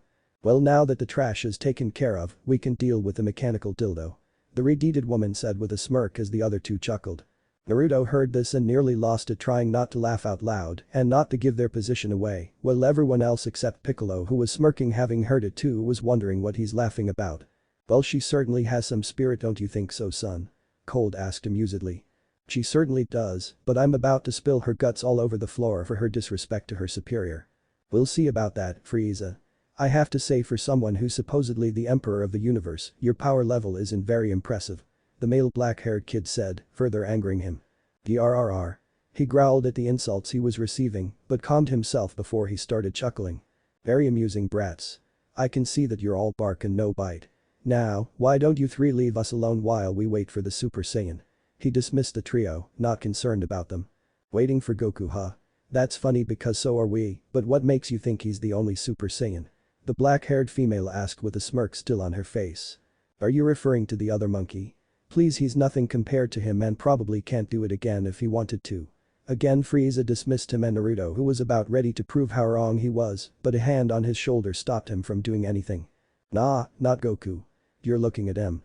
She said. What? Frieza yelled in disbelief for a moment before he started chuckling, which turned into laughter. Ah, that was funny. He laughed along with his father when the 3 still had their smirks on their faces when they slowly started channeling their Kai with the pebbles around them slowly rising, which stopped their laughing immediately. What the? Frieza questioned the familiar feeling. What are they? Cold asked in surprise as well. Hhhhh. They shouted as blinding light forced everyone except for Naruto, who knew what was happening as it was similar to him when he did this and he was in shock at what he was about to see. When the light died down, everyone could see the 3 teens now were glowing yellow like Naruto did, with their hair changed into the same color with their eyes teal like his too. They were now Super Saiyans, which shouldn't be possible since no one had ever seen them before, especially Vegeta, who was looking jealous at seeing more Super Saiyans when he's not one yet. No. Their eyes. They're the same as he couldn't finish his sentence, having a flashback of the very 2 who caused him so much trouble and pain. Well, now this should be interesting. So this is a Super Saiyan, huh? Cold was intrigued with the supposed legend and seeing it being true interested him. Now who's first? Mito grinned with a sadistic feeling to her as she pulled out her sword and pointed it at Cold, while the other 2 were grinning at Frieza. Iridied took off instantly with her sword raised and went down for a swing, but he dodged to the left hoping to gain distance, but some chains were suddenly wrapped around him, cutting off his Kai, making him growl in frustration. He didn't get to do anything else as she was in front of him and shot him point blank with a Kai blast, incinerating his head. She smiled sadistically as she sheathed her sword, powered down, and skipped over to where her siblings were. The other 2 were practically playing pinball with the former tyrant, finding him to be easy to deal with. The girl had a Kai blade out and was grinning at Frieza, who was missing an arm now, and the male was shaking his head at her sadistic side. He brought his hand out and blasted him with a giant Kai ball that was similar to Kale's. The girl moved out of the way just in time for the blast to completely overtake the tyrant, leaving nothing but ashes left. That takes care of that. How'd your fight go, Red? The guy asked his sister, who gave him a toothy grin. Easy. He was nothing, we've faced worse against the androids back home. She replied with a shrug. But isn't that? She asked, pointing towards a green-skinned woman who was shaking at what she had witnessed. Yeah, that's her alright. We should hurry and bring her along to meet everyone since she'll be here for a while, Mia smirked, knowing who this was exactly as they walked to the woman who was still shaking. Please don't kill me. I was only with them as it was the only place I could find work at. She begged as she was crying at this point. We won't hurt you. Why don't you come with us? We got some explaining to do with everyone that's watching and you don't seem like a bad person. Red said, trying not to hug her. Back over with the others, they were staring wide-eyed at the group of 3, especially Naruto, when he saw the Red-Deed use a jutsu that shouldn't be possible, since there was only one person who could use those chains, and that was his mother. And she wasn't a Saiyan, so that begged the question, who was she and how did she know that technique? Does anyone care to explain what the fuck just happened? And I don't mean them getting rid of Frieza and his father, but the fact that they're Super Saiyans and used familiar attacks from Kale and Chakra. Does anyone else agree or is it just me? Naruto asked out loud, but no one responded as everyone was still in shock. Hair Ed, I think you blew your cover. What were you thinking of using those chains? The guy whispered harshly, knowing that they were supposed to be undercover. She froze at the question and stared at the group, or more specifically Naruto, who was looking at her specifically before she paled at what she did. Oops. She said sheepishly, grinning nervously. Great. Well, we still have what we need to do, but let's just go. I want to see him again after so long. The black-haired girl said longingly while looking at the group. I know what you mean sis, but damn sensei was short. The guy said. For now, let's just call them over and get this over with. She told her siblings, who nodded at her. Hey guys. If you want to see Goku, follow us. We know where he'll be landing in 3 hours from now. The Redeed called out to them, snapping them out of their thoughts. Well, I don't know about you all, but I'm going with them. He said. You're just going to trust them, just like that? Tien asked, suspiciously. They killed Frieza and his father when they could have just let us handle it instead. That and they make me curious, especially the one with red hair. She has the same hair as my mother, meaning she must be in Uzumaki, and I tend to find out. He explained with a serious expression. I don't know. Krillin said, unsure. We also brought snacks. The Redeed shouted. Well, let's go then. Krillin said, changing his mind instantly as they flew off after them. It didn't take them long to get there, but while they were following the three, Naruto, Fasha, and Jin noticed they would glance at Naruto from time to time for some reason, but didn't think on it for now, as they'd get their answers for now. Naruto-kun. Madatabi said, getting his attention. Yeah? What's wrong? He asked, noticing her tone was confused or worried. I just noticed something about those other two with that girl with red hair. They have chakra in them. She said, surprising him. He would really need to look into this and talk to them. I see. Anything else to note?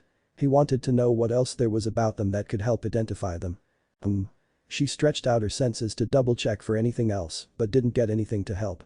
Sorry Naruto-kun, I got nothing else, but whoever they are do not have any bad intentions with you, and the same goes with the green-skinned woman.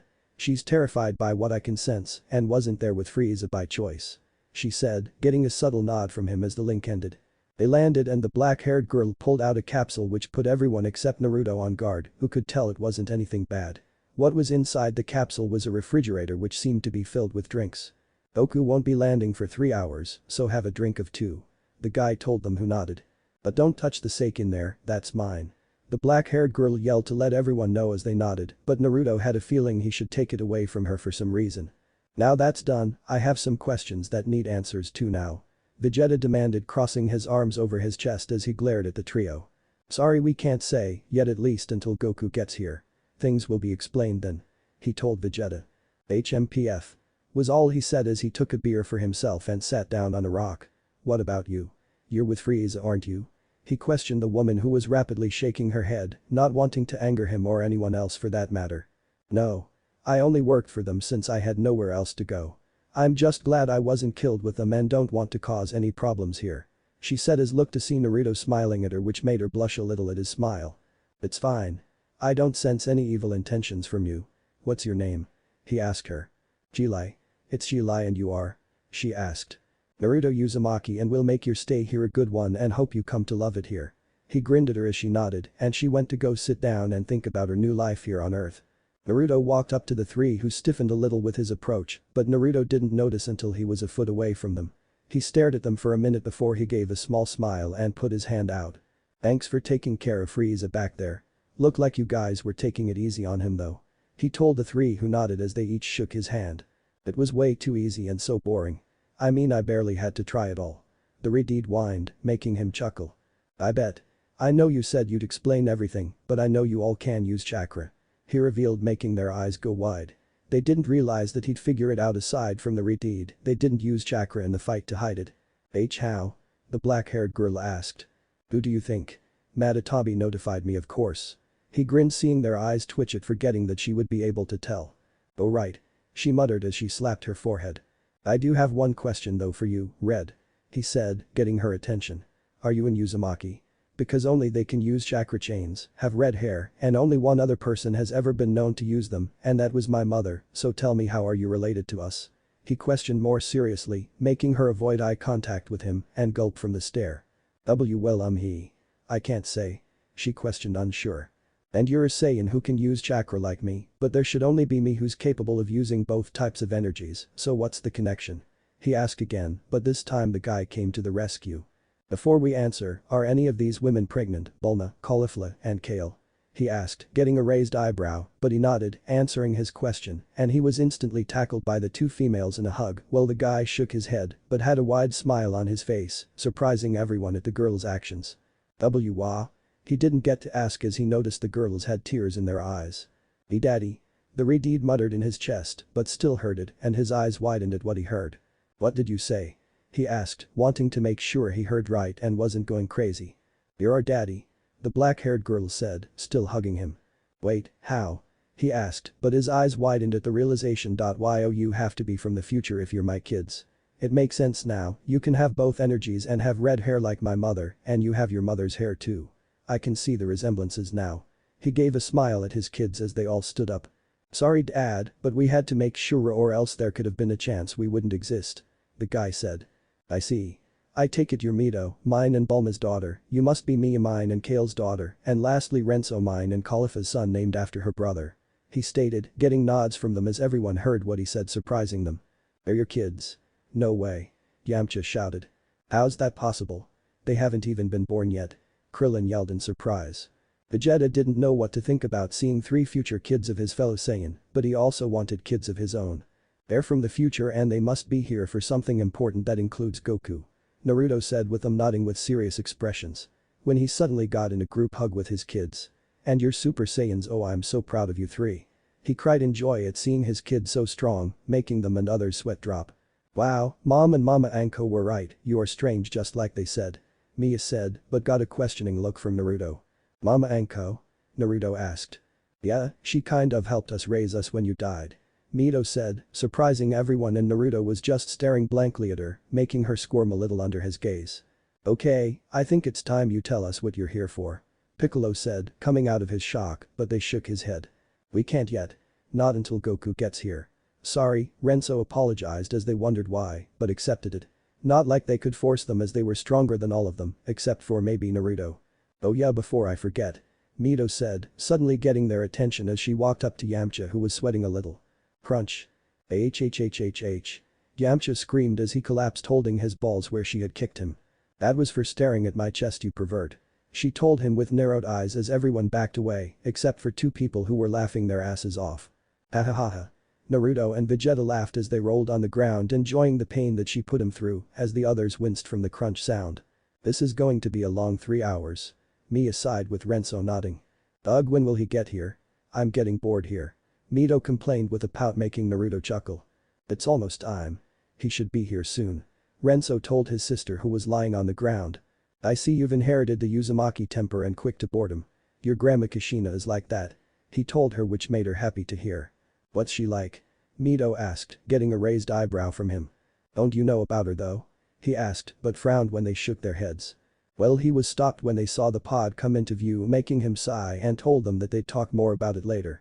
"Guys. We have to hurry, Frieza's here," and he saw everyone was cheering for him, confusing him.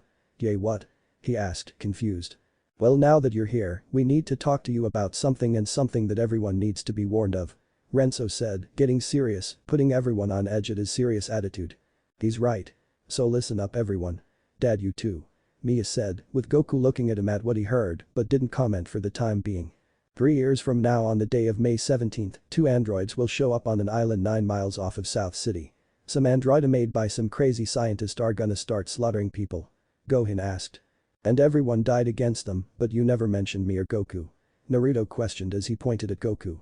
"He's right," Goku said after realizing that he's right. "Well, it's because you both died not long before the androids appeared.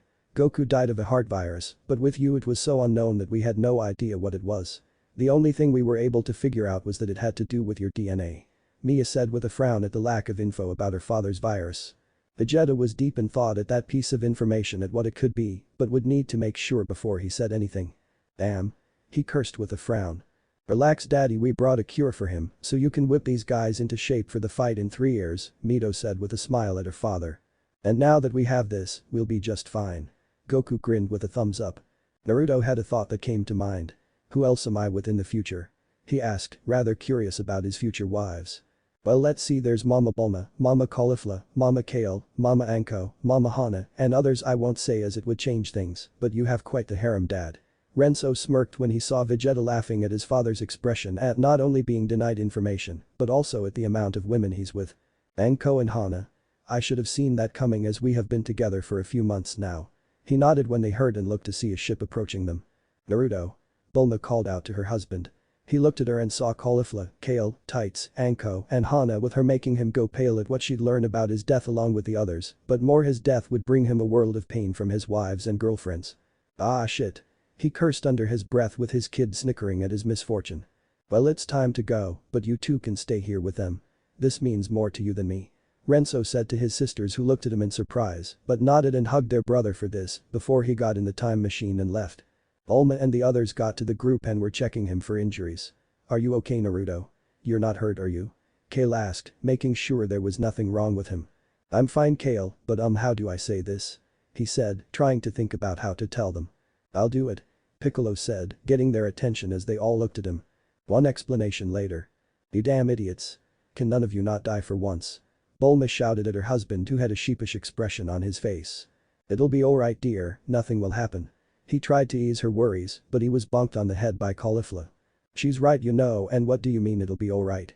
You're going to die of a disease that we don't know about. She said in an annoyed, angry voice, making him shrink under his wife's girlfriend's gazes. Now who are you two brats? Anko asked, looking at the two kids from the future. Well, Mama Anko, my name is Mito Uzumaki. She waved at them with a sheepish expression. And I'm me, Amicus. Nice to see you again. She said with the same look as her sister. Hey, are you our kids? Bulma stuttered in complete surprise, but it changed to a grin when she nodded and pulled her into a hug, with Kale doing the same thing. Oh, just look at you, you're so cute. I bet we have to beat all the boys away, huh? Bulma teased her daughter, who blushed red in embarrassment and grumbled something about embarrassing, only smirked in amusement. But why did you call me Mama Anko? The snake mistress asked, now curious. It's because you married Naruto and you're like a mother to us too, and not just our birth mothers. Mia said with her nodding in acceptance. Now that's all settled. Welcome back to Earth, Goku. Naruto greeted his friend, who grinned back. Thanks Naruto, I can teleport. He told everyone as he instantly was gone and back with sunglasses, but not just any, but Rashi's. Oh, you better teach me how to do that. Naruto said in excitement, thinking how great having that technique under his belt would come in handy. What should we do now to prepare for the androids? Gohan asked, getting everyone back on track. We train, of course. If they're as strong as we were told, then we need to get as strong as possible and surpass our limits. Naruto said, with Goku agreeing. Who wants to train with who though? Goku asked as he saw the two kids from the future stand by their dad, who smiled at them as he pulled them into one armed hug, making them smile back and lean in a bit on his shoulder. Jain and Fasha looked at each other for a moment before Fasha responded. We'll be training together for now, so it'll be us too. Also, Goku, can I speak with you for a little bit? Jain spoke up to her son, who she had remembered and wanted to get to know after hearing so much about him from her grandson and daughter-in-law. Goku looked at her confused but nodded as they stepped away from everyone. Gohan saw this and smiled along with Naruto, who was happy for him that he could have his mother in his life. Vegeta, what about you? Naruto asked the prince, who smirked. Well, we never did get to spar, so you owe me for that one. Vegeta said, with Tights shaking her head at her boyfriend's antics, but was happy that he was making friends. Well, sort of. Gohan, Piccolo? He asked the two, who nodded at each other. We'll be training with my dad as I want to learn from them since they were my teachers before you started training me. Gohan said, with Naruto nodding in acceptance. Krillin, Yamcha, Tien, and Chiaotzu, what about you four? He asked the four humans. We'll just train on our own. Krillin answered, satisfying him. What about us, Whiskers? You never mentioned us. Caulifla shouted at her husband with a glare. You're still pregnant though, but once you have the baby, then we can start training again. I promise. He said to his wife, who nodded, making him sigh in relief. His wives sure have tempers, even Kale does, and she's the most tempered one. And us too? Hana asked, referring to her and Anko. I think it's time we can start training in heavier gravity now since you've gotten the hang of using Kai. He told the two former Kanuchis, who nodded. With everyone having a plan, they left the area to head back home to rest, having had a long and interesting day. 4 months later. It's been 4 months since they learned of the android's attack and how they needed to prepare for it. Like he said he would, he started training the twins and he saw where their limit was and he was impressed if what he did to Frieza was an indication, but if they were getting beat by the androids, he needed to push them. Their full power was great for kids their age, but wasn't as close to Naruto's as they thought they were. Their battle lasted for 3 hours, but Naruto won in the end and had some bruises from them. Now he was pushing to see how long they could stay in their Super Saiyan form and fight in that constant state. They thought it was genius and that they would do it and surpass their father. He also learned a lot about them, their likes, dislikes and such. He loved them and had grown to be very protective of his daughters since they arrived and would go shopping. They got a lot of looks from guys who were leering at them and he wouldn't let any guy take them away, so he would raise his kai slightly and scare them off. Of course, they would tell him to stop and that he has nothing to worry about, but he wasn't going to risk it. His girls are too young and won't be dating anytime soon. He had started adding more gravity to them when they trained in the chamber and it would started off as twice the gravity and now they could handle 4x Earth's gravity, which was great in Naruto's opinion. They had come up with their own kai attacks and he couldn't be more proud of the progress they'd made. Of course they still used chakra as it was versatile, but kai was awesome to have still. Caulifla, Kale and Bulma had given birth to 2 girls and 1 boy and it was the best moment in Naruto's life in seeing his kids be born. He would always love, care and protect his family with his life. A month after giving birth, Caulifla was ready to start training again and to become a Super Saiyan, but Kale wanted to relax more and be a stay-at-home mom which was fine with him as long as it was what she wanted. Naruto was now with the 3 girls in the gravity chamber and Naruto was sparring with Caulifla while Mito and Miya watched as they wanted to see their mother become a Super Saiyan. "Come on, is that all you have, Caulifla? You can do better than that, can't you?" he questioned as he blocked another strike from her that was starting to get on her nerves. He'd been antagonizing her for a while, getting her angry enough to transform as that was the key to it. "I'm trying," she shouted as she kept her attacks going, but just as before he was blocking them with ease with a bored expression on his face. "Really? You're not trying hard enough. What are you going to do if I'm not here to deal with someone like Frieza? Are you just going to watch as everything and everyone you care about is destroyed? Think about our daughters. They're hunted on a daily basis by the androids for sport. Are you going to be so weak and let them hurt our little girls?" He shouted as he could see her hair and eyes changing color, making him smirk. She just needed one more push to do it. "What do you think will happen once they get bored of just hunting her down and finishing things? She dies and there won't be anything you could do to stop them in your weak state." He finished when he felt a surge of power coming from her. She screamed in rage at the thought of her daughter being killed and she wouldn't be able to help her stop the androids. She needed to get stronger than she currently was. She didn't want to be weak, or else how could she protect everything and stand by her husband who's done what she couldn't do. That was the final nail in the coffin that she needed as she exploded with power as a blinding light filled the room and when it died down, it showed Caulifla transformed as a Super Saiyan finally. He smiled at his wife and couldn't help but be proud of her and her conviction. "That's my girl," he said, but wasn't prepared for when he caught her fist and she threw a kick, but he caught it and pushed her back that created a small shockwave. "How do you feel?" he asked her. "I feel incredible. Let's do this now. I need to pay you back for what you said." She smirked, but then got a serious look that made him shiver knowing what he said had helped her, but it was also hurtful to call her weak. He transformed into a Super Saiyan initial state and they charged at each other for the remainder of the day would be spent like that. Speaking of the androids, he would need to get much stronger himself. If they were as strong as Super Saiyans, then he would have to find a way to evolve and find the next level. These next 3 years would get him to find out if it was possible. Chapter 11. Naruto was in his room going over a seal that he had created a little over a few months ago that would be able to give Matatabi her freedom, but he was going over it to be thorough, so nothing would go wrong for when the time came to release her. It's been several months since Caulifla had managed to become a Super Saiyan and things had only gotten better and harder as Naruto pushed her and the others to their absolute limits. Caulifla had always thought she had an idea of what training with him was like, but now it was a different story. He was tougher on her, didn't pull any punches, and when they'd spar, he did not hold back as he wanted her to not only be stronger, but more durable, faster, and to be able to think on the spot. The same could go for his future kids. Outside of training he was different, he'd check on them to make sure they were okay and that he would do something for them. Hale started training again, but not to the same extent as everyone else, as she was enjoying being a stay-at-home mom and he was fine with that, but she didn't want to be too far behind and be the weak link you would say. He still hadn't heard from Fasha and Jain, which was starting to worry him since he cared for them. When he did eventually find where they were and had a clone go check on them, they punched the clone, but not before telling them that they're fine and to stop worrying about them and kissing his cheek and that they'd see him soon. Bulma had been not only taking care of Mito with Naruto's help, but also been building a spaceship with her dad to take to Elam and was going to be finishing up soon from what he was told by her, and he was looking forward to seeing everyone again. He often wondered how they're all doing and if they're being safe. Banko and Hana had been doing amazing too. In the last 6 months a lot had happened for them that took their relationships with Naruto to the next level. They had gotten married and they took up the Uzumaki name, making the Manko Mitarashi Uzumaki and Hana in Yuzuka Uzumaki. Not only that, but when you'd see them, you could see bumps on their stomachs. You guessed it, they were pregnant and when they found out, they nearly killed Naruto with hugs and he passed out from the news. Lastly, Chilai, the new addition to the group, had adjusted well to Earth and had become good friends with Bulma and Kale, having talked to them a lot since she started staying with them. She also talked to Naruto a lot too, since he wanted her to feel like she belonged here and welcomed. As expected over time of getting to know each other, they started dating with the approval of his wives. They learned a lot about each other and he found out that she used to be a thief, but did it only until she joined the Frieza Force. Now she would smile more, as before it rarely occurred with how her life was before they met, and now she could relax and not worry about just her anymore.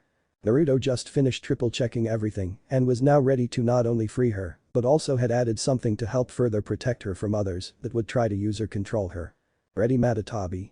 he asked with a grin, and he could tell how excited she was for what was about to happen. "I'm more than ready, Naruto-kun, and I want to thank you for what you're doing. It means so much to me that you'd be willing to do this for not just me, but any Jinchuriki," she said with a loving smile that made him blush. "Alright. Let's do it. I already told the girls and kids that we'd be busy for the next hour, so we shouldn't have any interruptions during this process," Naruto said with the Biju nodding.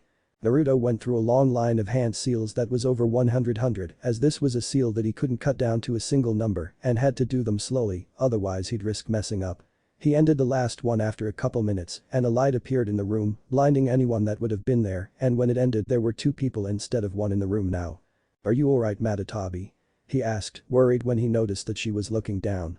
When he approached her to make sure she was okay, he was surprised when she jumped into his arms, wrapped hers around his neck and legs around his waist, and kissed him deeply. That had caught him completely by surprise, but had slowly returned it.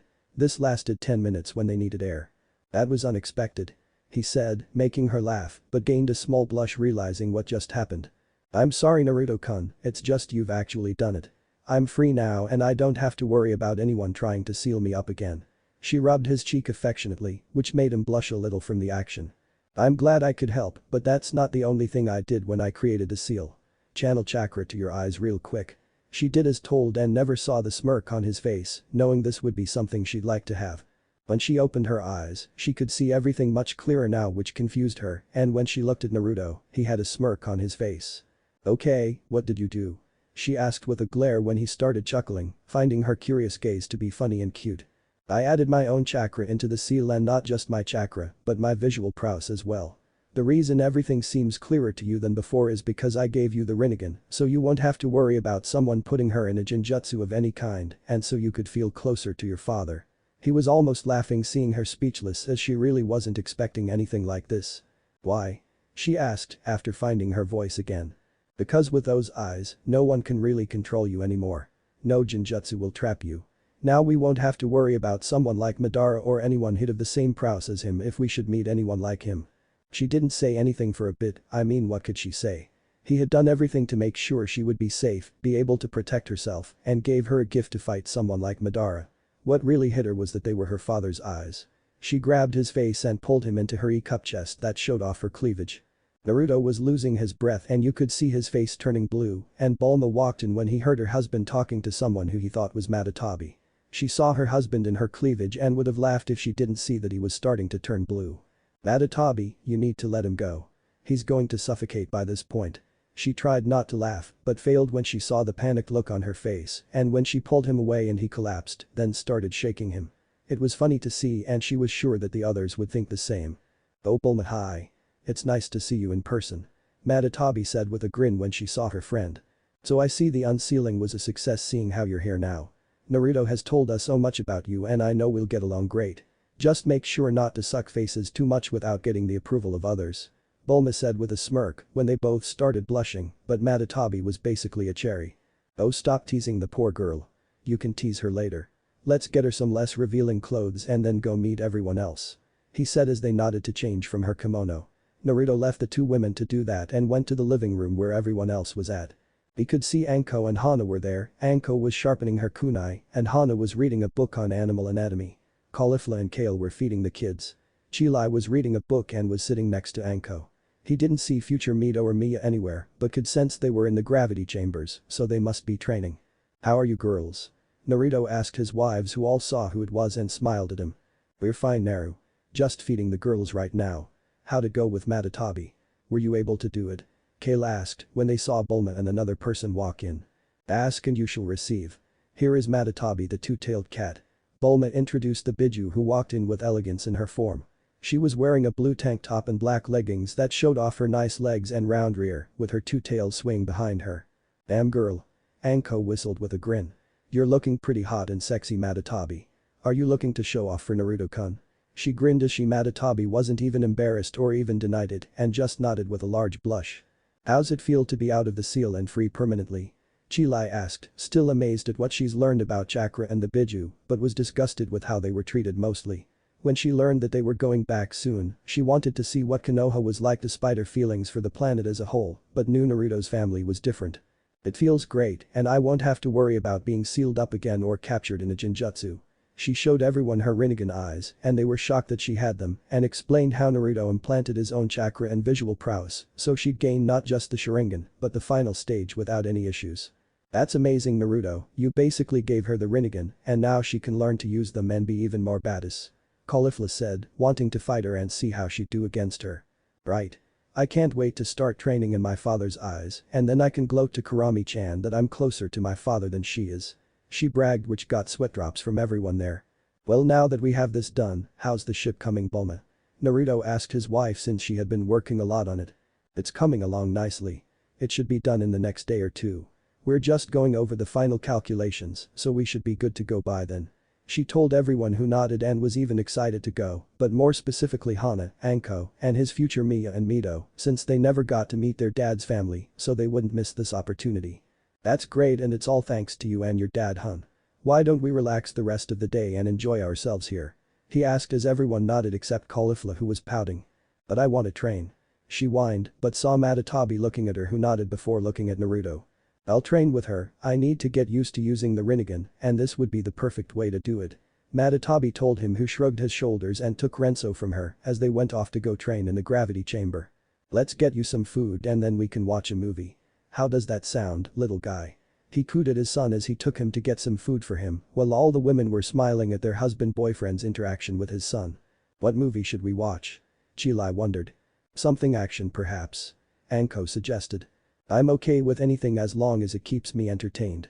Hana shrugged, still reading her book. "Well, some sci-fi perhaps." Kale gave her suggestion with everyone thinking about it and nodding. "Let's see. How about Star Wars? Not everyone here has seen it yet," Bulma said. "As long as it's only the first 6 and none of the ones after." They heard Naruto say from the kitchen, making them snicker. "Alright then. Looks like we have our movies to watch since no one else has any suggestions," Kale said as they nodded and got everything set up ready to enjoy the day and night. 2 days later we see the ship is ready for transport as there were people gathered to see off the ones who are going to be heading to Elam. With Naruto or Bulma, Anko, Hana, Caulifla, Kale, Chilai, Matatabi, future Mia, and future Mito. They had gotten the coordinates for Elam from King Kai and were glad it wouldn't be too long of a trip, 2 weeks it would take to get there. It was more than large enough to hold everyone and had included 2 gravity training rooms with a few bedrooms and some other rooms. "Alright everyone, get aboard the ship so we can get going," Bulma told everyone as they nodded and began getting their things onto the ship. "Whoa, you and your dad really went all out, didn't you?" Naruto laughed seeing the other's expression and the smug grin that was on the blue-haired genius. "Well, of course. If we're going to be traveling in it and with a large group of people, it needs to be comfortable enough for everyone alongside our children who will need the extra comfort and protection," Bulma said, wanting nothing but the best for her children. "I say let's go. I want to see what Naruto's home planet is like." Caulifla pumped her fist in the air in excitement. "We're going, no need to get so excited yet." Naruto chuckled at her wife's eagerness. "I can't help it. There must be some strong people there and then there's your family I'm wanting to meet. I'm just so excited," Caulifla said, nearly bouncing on her feet. "Well, let's head out then. We're ready to go." Chilai shouted, coming from where the luggage was.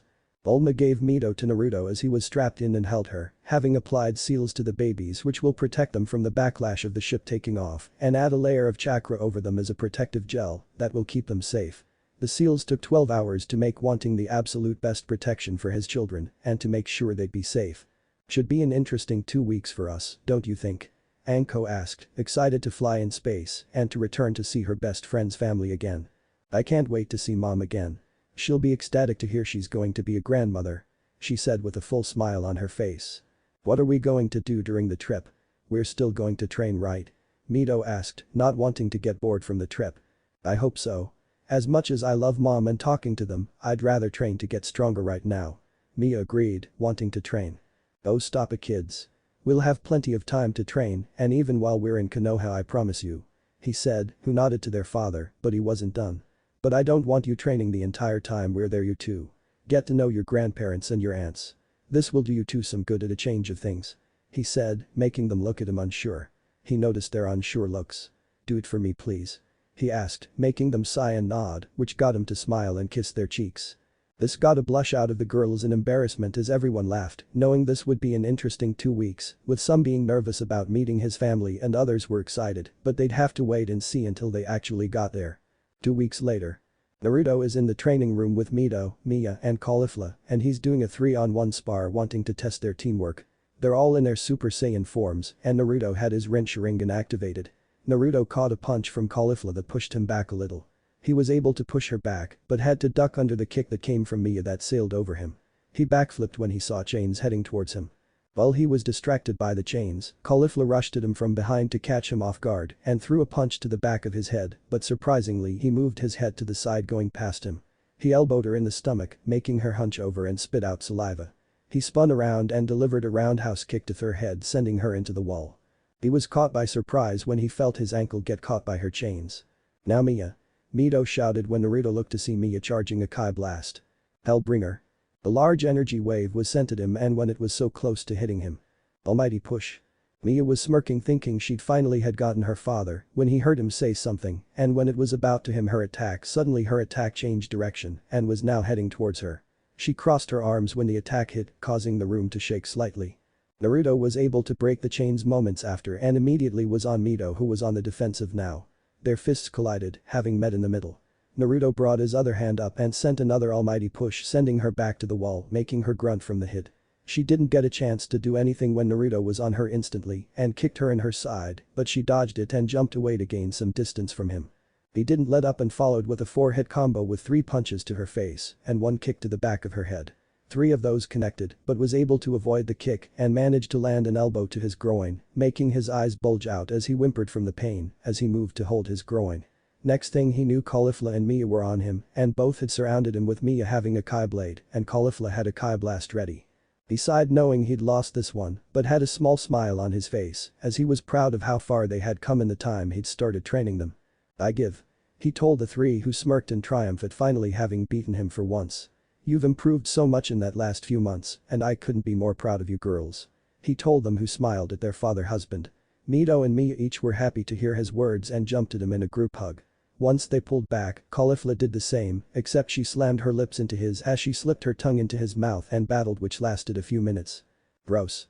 Mito said seeing the 2 parents make out like that. I know what you mean. She gagged at the scene. Just wait until you 2 get your own boyfriends and I'm sure you'll do the same thing.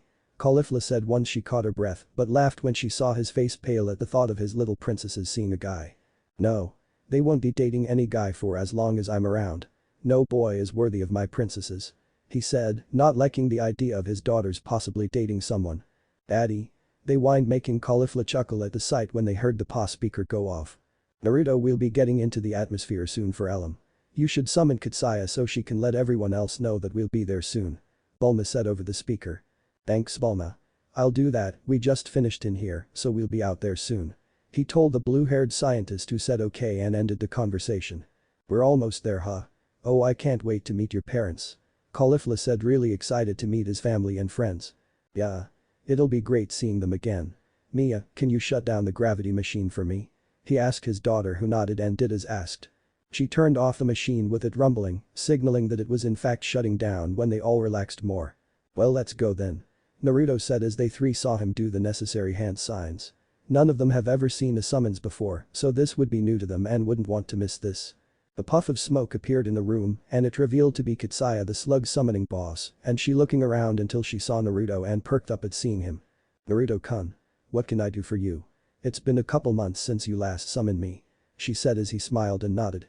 I need to you contact Tsunade and let her know that we're going to be landing near Konoha soon. Can you do that for me? He asked politely, who nodded with a smile. Of course we can let her know. She'll be happy to hear that you'll be back soon. Where am I though? She asked, looking around in awe at the technology around her. Well, we're currently in our spaceship that's about to enter the atmosphere of the planet and thank you. Do you want to meet everyone while you're here? He asked, knowing. It's nice to meet you, Caulifla-san. My name is Katsaya and I'm the boss summons for the slugs. And who are you two? She said, but saw the girls. It's nice to meet you, Katsaya-sama. I'm Mie Namikaze and this is Mito Uzumaki. We're Naruto's daughters from the future. She said, surprising the slug who looked taken off guard by what she heard. Excuse me, but did you say that you're from the future? She stuttered, not able to comprehend how that's impossible. Yes, she did, Katsaya-sama. It's hard to explain, but we're from the future. Mito said as Katsaya studied her and Mia looking for any lies, but could find none, and if that was the case then her eyes widened at the possibility of time travel being true. It's a pleasure to meet Naruto-kun's kids, Mia-chan, Mito-chan. You as well, Caulifla-san. Should I tell Tsunade-sama on who all to expect? She asked with Naruto nodding his head, not wanting to surprise his family this time and to have them be somewhat prepared this time. That she'd like to meet his kids and kids from the future. I see. Wait, did you say kids? She shouted in awe at the thought of her summoner having kids. Yep. I have kids of my own. Get on my shoulder and we can introduce you to everyone. He said as he lowered his hand to her and nodded and crawled on it until she was sitting on his shoulder and looked at the three Saiyans. This is one of my wives, Caulifla Uzumaki. He introduced the slug who nodded as said Saiyan was looking at her in awe, having never seen anything like it. That's probably a good idea. Mom and dad will need to make sure they have enough food since well we Saiyans tend to eat a lot more than most people, and that includes shinobis. Now let's move on and introduce you to everyone else before you head back. Katsaya agreed as they went on to introduce everyone to the slug and they were in awe at seeing the boss summons. As soon as she saw the babies, she instantly fell in love with them and was cooing at how cute they were and was even shocked that Anko and Hana were pregnant too. She left after meeting everyone and spending time with the babies to go let Tsunade and his parents know that he was going to be there soon. Alright everyone, we're just about to enter the atmosphere and then it'll be smooth sailing from that point. Bulma said over the speaker as everyone buckled in and Naruto, Kale, and Caulifla watched the babies. The rest of the trip was spent as they went through the atmosphere which was a bumpy ride, but with Naruto watching his kids, nothing happened to them. His wives and girlfriends all cooed at his protectiveness which made his future kids blush but had smiles on their faces, knowing that he would always protect them when they needed him. When Konoha came into view, they could see several people there who seemed to be waiting for them. It was Minato, Kushina, Tsunade, Mikoto, Tsume, and Hiruzen. Minato was in the office like usual finishing up paperwork which was something he glared at and hated doing since there never seemed to be an end to it. Kushina was there as well reading a book when Tsunade walked in with Katsaya on her shoulder. Is something the matter, Tsunade? What's Katsaya-sama doing here? Kushina asked, seeing the two walk in with happy expressions as she told Tsunade that Naruto would be visiting along with others. Nothing's wrong if that's what you're asking. Katsaya has informed me that Naruto-kun will be arriving here in a spaceship soon. She revealed to them who perked up at the notice. So Naruto is visiting, huh? Do you know how soon that will be? Minato asked. Katsaya said that he'll be here in a few minutes and that he'll be landing at the gates of the village. Tsunade said with them nodding. Let's go then. We should get Mikoto, Tsume, and Hiruzen since they'll want to see him too and see how he's doing. Kushina said giddily at seeing her son again even if it's only been 6 months. That's a long time for a mother. We should hurry then.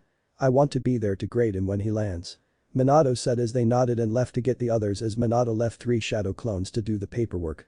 Back to the present, we now see our 6 individuals who were now waiting for Naruto to show up and they could see some ship that looked like the space pod that he used before but was much bigger and it wasn't coming at them as fast which put them at ease a bit since they knew he was controlling it. What Katsaya didn't mention was that Naruto wasn't alone this time and would meet their family and relatives. Alright my cute little babies. You're about to meet your grandpa and grandma. Aren't you excited? He cooed at his kids who were giggling cutely making everyone coo at him and he looked over at his girls from the future. Are you two ready for this? He asked and could sense their nervousness and put a hand on their shoulders, making them look at him. There's nothing to worry about. They love you as I know that Makoto-chan and Tsunade-ba-chan will. Grandpa Hiruzen will as well. There's nothing to be scared of. What about you Naruto-kun, are you ready to introduce us to your family? Chilai asked, with a smirk when he paled at thinking about what his mother would do to him since he was married to 5 women and had 2 girlfriends would bring him a lecture from his mother and Tsunade. Oh stop teasing him like that Chilai. I can't wait to meet them and to introduce both little and future Miya to them. Kale said with a smile as she kissed Naruto's cheek to ease his worries which somewhat worked. I'm just teasing him. It never hurts to have some fun. Chilai said with a pout at her fun being ruined but smiled when Naruto kissed her cheek loving how sweet her boyfriend is to her and the others. Let's go. I wanna see my parents-in-law and then see if anyone can put up a decent challenge. Caulifla yelled but then realized what she did but relaxed when she saw that the babies were still asleep. Looks like they are waiting for us.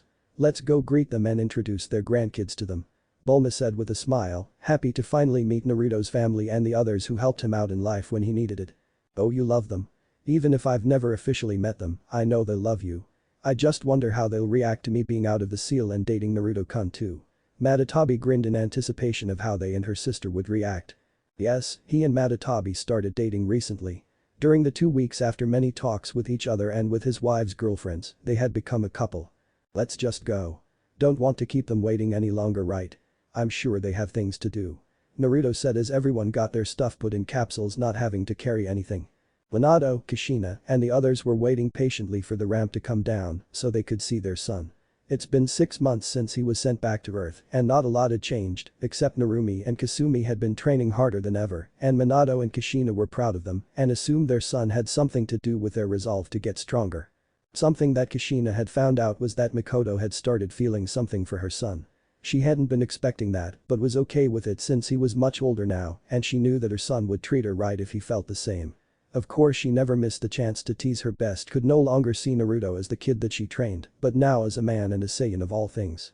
When he was here, they spent several days together and now after seeing the new Naruto, he was still the same kind, caring, and funny guy but now was more battle hungry which she found amusing seeing him want to fight strong people to test himself against. She was waiting for him and she knew he was already with other women but she didn't care since he would never neglect or forget about any of them and loved them equally. She would need to speak with Naruto about it when she had a chance. The ramp opened and they could see several people, seeing how Naruto didn't come alone, now made everyone curious about who these women were and the kids. That was right, they could see 3 toddlers that looked to be almost a year old. Kushina was the first one to realize whose kids they were and wanted to squeal at them, but wanted to see everyone be surprised. Hey everyone. How's everything been in the village? He asked them after giving each a hug or handshake. Pretty good. Just the Chunin exams happening. Right now all the genins participating are in the second part of it. Minato told him who nodded. Oh my sweet boy, you look even more handsome than you did before. Now how about you introduce us to these lovely ladies you brought with you? Kushina asked eager to hold her grandbabies and couldn't wait to spoil them. Of course, well first we have Caulifla Uzumaki, Bulma Uzumaki, and Kale Namikaze who are my first wives. They nodded or waved at them, but Kushina was having none of that and hugged each of them along with Tsunade and Makoto, who were excited to finally meet them after hearing so much about them from Naruto. And these are our kids. This is Renso, Miya, and Mito. He introduced the kids and the adults cooed at them and Kushina couldn't keep the smile off her face. I have grandbabies Databane. She yelled for everyone to hear but didn't care as she was too excited about this. Now this will be hard to believe but this is also Miya and Mito. He referred to his kids from the future. Now this got their attention and they stared at them, then back to the babies and back to the teens with confusion on their faces. I'll explain more about it later. You already know Anko and Hana. Anko Mitarashi Uzumaki and Hana Inyazuka Uzumaki, 2 of my wives and that's not all. You wanna tell her? He asked Hana who nodded and pulled her mom to the side so she could tell her the good news. Tell her what? Tsunade asked, raising her eyebrow, but widened her eyes when Anko started rubbing her own belly that showed she was pregnant, making everyone smile, and congratulated them on being soon-to-be parent since Naruto was already a dad. And these last 2, one you know well sort of, but this is Chilai and she's my girlfriend. We started dating last week so she's part of the family. He said as Chilai smiled and waved at them with Kushina again hugging her and welcomed her to the family and couldn't wait to get to know her too. And who's this one? Hiruzen asked, looking at the attractive woman who was grinning at them, but that grin made him feel odd for some reason. This. He sighed knowing what this would do to them. Is Matatabi or as everyone knows her as the Nibi. He said with a smile at her. No one said anything, but you could clearly see the surprised expressions on their faces and even had fish-like ones making him laugh. He was expecting it after all. How'd you release her without killing yourself, Naruto-kun? Don't you know how dangerous that is to do? Mikoto asked with a sweet smile that was anything but sweet. Well, it's something we worked on for the past few months and we were able to do it, and that's not the only thing that happened. He said when he put his arm around her waist and pulled her into a passionate kiss that she moaned into, loving the attention she was getting. This action made everyone's jaws drop on the floor, and like he expected would happen.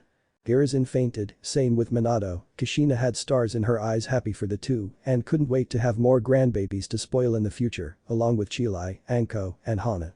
Speaking of Hana. What? They all heard Tsume shout and they looked to see her eyes completely wide from what she was told, but it quickly changed to a grin as she pulled her into a loving embrace.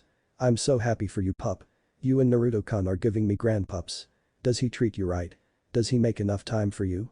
She asked, wanting to make sure that she's getting enough attention from him. She nodded with a smile. He does, mom, and makes sure that I'm not doing anything too stressful on me, but he's so annoying with his constant babying me and Anko. I'm pregnant, not helpless. She grumbled, which made him chuckle nervously as Tsume grinned and pulled her son-in-law into a hug. Thank you for taking care of Hana. We have a lot to talk about and catch up on, and we'll have some time to do that. She told him. I look forward to it. I'll always make sure she's safe and taken care of. She, along with Bulma, Anko, Kale, Caulifla, Chilai and Matatabi, will always come first. He answered honestly, making her and the others smile in his sincerity. Come on, enough with the mushy crap, let's hurry up and get settled. I want to fight someone and see if anyone here can make it interesting. Caulifla yelled, nearly bouncing in anticipation. Alright. Let's go. We should probably wake up Grandpa Hiruzen and Dad. He said, looking at the two unconscious men. I got it. Kushina said as she walked to his down form and slapped his face lightly, which did the trick, which was amusing to see. She did the same thing to Hiruzen. Mom, Dad, Tsunade. He said, getting their attention. Do you want to hold them? He asked as they nodded rigorously. The moment they held them, they immediately fell in love with them and were cooing at the babies, which in turn made them giggle at the funny faces they were making. For now, let's head to the estate and we can get settled in. I'd like to get used to the village and I'd like to learn more about what the Chunin exams entail, if that's okay. Kale said as they nodded and began telling not only her but the others except for Matatabi and Naruto, who already knew what they were. Not long after, they made it to the estate and they were excited to see the village, or in Anko and Hana's case, to be back. Interesting. So, if a team wanted to participate now, would that be possible? Caulifla asked as Minato looked at her strangely before looking at his son, who was chuckling, knowing what she was thinking about. Normally you wouldn't be able to without the required amount of missions, usually their D ranks and some C rank would be enough. Why do you ask? He wondered what she was thinking. Well. What if 3 of us joined in the exams, or at least the third part? She asked with a grin, making Minato let out a nervous chuckle. I don't think that would be a good idea. Even if I could, I wouldn't. I'm not sure they would do well against you. If you're anything like my son, then it wouldn't be much of a challenge for you. He answered as she pouted. Damn it. She murmured. Why not fight one of us? Naruto asked, making her look at him. Who do you have in mind? She asked, but only got a smirk which made her sweat a little. She may be a Super Saiyan, but Naruto is far stronger than she is, but she can't help but grin at the thought of an all-out battle against him. It would be something, or maybe she could fight her daughter from the future. What do you think, Mia? Do you want to take on your mother? He asked his future daughter, who looked at him, not expecting it, but looked at her with a very grin that was similar to her mother's. Are you sure that's a good idea? We did just get here after all. Bulma was laughing nervously, not wanting to see a fight when they just got here. HMPF, fine. Later though, okay Mia. I want to see what you got. She smiled at her mother and nodded. Yeah, plus I want to use this time to get to know my daughter-in-laws and my grandkids. I still can't believe that's them. What are they, from the future or something? Kushina asked when she saw them all stiffen, making her, Minato, Tsunade, and Mikoto's eyes widen at the news. You're serious? Minato sputtered out, not believing, but it was undeniable once you take a good look at the 2 teens and then the babies. They were identical and had all the same traits from each other. Yes, we are, and the reason they went back in time isn't good. He winced at remembering how he was told he died from a disease which didn't sit well with him. What could have been bad enough for them to come back to the past? Mikoto asked and saw the wince, and it made her wonder. Androids? Mito told them, and that rose questions. Android? What's that? Tsunade asked. Too much to explain right now, but basically we came back in time to warn Dad and the others on Earth about them and how viruses that killed Goku and Dad. Mia said with sadness. The shinobis looked at her in surprise, but looked at Naruto in worry, especially Kushina and Makoto. How? Kushina asked, on the brink of tears of thinking about her oldest son dying. A virus or disease? We don't know what it is, all we know is that it involves his DNA or his chakra. We were never able to figure out what it was specifically. Mito grimaced thinking about her father's death. She was 3 and didn't get to know him very much. We'll worry about this another time. This is supposed to be a happy time for everyone. Please, let's forget about this for now. Naruto asked, wanting to change the subject and luckily it worked. I want to hear more about the Chunin exams and what the second and third parts are. Maybe we can get an exhibition match between two Saiyans. Bulma suggested as Caulifla was grinning ear to ear in excitement at the prospect of fighting someone, especially her husband. He always pushes her to the limits, which is what she likes. Kushina was also grinning at the idea as she was curious to see that happen. She could learn something from it and would most likely scare the Chunin hopefuls. I think that would be a great idea. It would give the daimyo a show and something that the genins could push towards if they see people that strong. She said. Curious to see how they fight. Maybe. I'll have to think about it, but who would fight since we have 5 Saiyans here? Minato asked, intrigued by the idea, but would need volunteers. I'm in. Caulifla immediately said, not surprising anyone except for those that didn't know her. Naruto, why not you? Makoto asked. Nah. I'll watch this one as one of us needs to watch Renzo. He turned down the offer. I'll do it. Mito said, glaring at each other. Well, I saw that coming. Tsunade laughed. If they're anything like Naruto then they'd want to fight. He always was wanting to test himself even before he turned into a Saiyan. She said with a grin as Naruto grumbled. Chilai asked, getting their attention. What is it? Anko asked her harem sister. Why not make it a 2-on-2 fight? That way they both get to fight. She suggested as Naruto gave a hum, liking the idea, but that only leaves only him and Kale. He looked at her and she stared back at him as if having a silent conversation and she smiled and nodded. I'll do it. It'll be like old times when I would fight with Caulifla like we used to. Kale said, surprising everyone else. Alright then. I'll make sure to let the daimyos in cages know what to expect. That reminds me, Naruto, I have something to tell you that involves the new Mizukage. We'll need to talk about it after the preliminaries as that's when she'll be here. Minato said, getting a raised eyebrow from his son. Sure. He shrugged his shoulders. They spent the rest of the day getting settled in with his parents, getting to know Mia, Mito, Chilai, Caulifla, Bulma, Kale, and Anko. Hana went off to spend time with her mother. A few days later. Naruto had spent time with everyone along with everyone else getting to know each other and it was a lot of fun. Of course Minato couldn't be around as often due to what he heard about Orochimaru being in the Forest of Death. This put Kushina, Makoto, and Tsunade on edge as well, knowing that there would be trouble with the snake being back. Makoto had spent a lot of time with his wives and he could see her blushing at times, which made him wonder what's going on and he would need to talk to her and see if everything is alright. Narumi, Kasumi, and Satsuki had made it to the tower after the 3rd day after they had a run-in with Orochimaru. Luckily they were able to escape him without taking too much damage. Now everyone is at the stadium, being the end of the 5 days where everyone would have made it would now participate in the preliminary round. Caulifla was excited to see what they could do and wondered how strong the twins and Satsuki were. Anko, Chilai, and Hana were curious too about them, having heard a lot about them from Naruto and their mothers. Bulma may not be a fighter, but she still wanted to learn more about what medical ninjutsu was capable of. She and Tsunade got along really well, talking about how different their 2 worlds are in medicine and technology. There were a total of 33 genins left and 3 of them were his sisters and sister figure Satsuki, a team from Suna, the other rookie teams from Konoha, 1 team from Kumo, 1 from a place he didn't recognize, 1 from Kiri, and lastly 1 from Taki. Naruto looked over the teams and was surprised to see so many had passed, but 2 people caught his attention with having similar chakra to his own.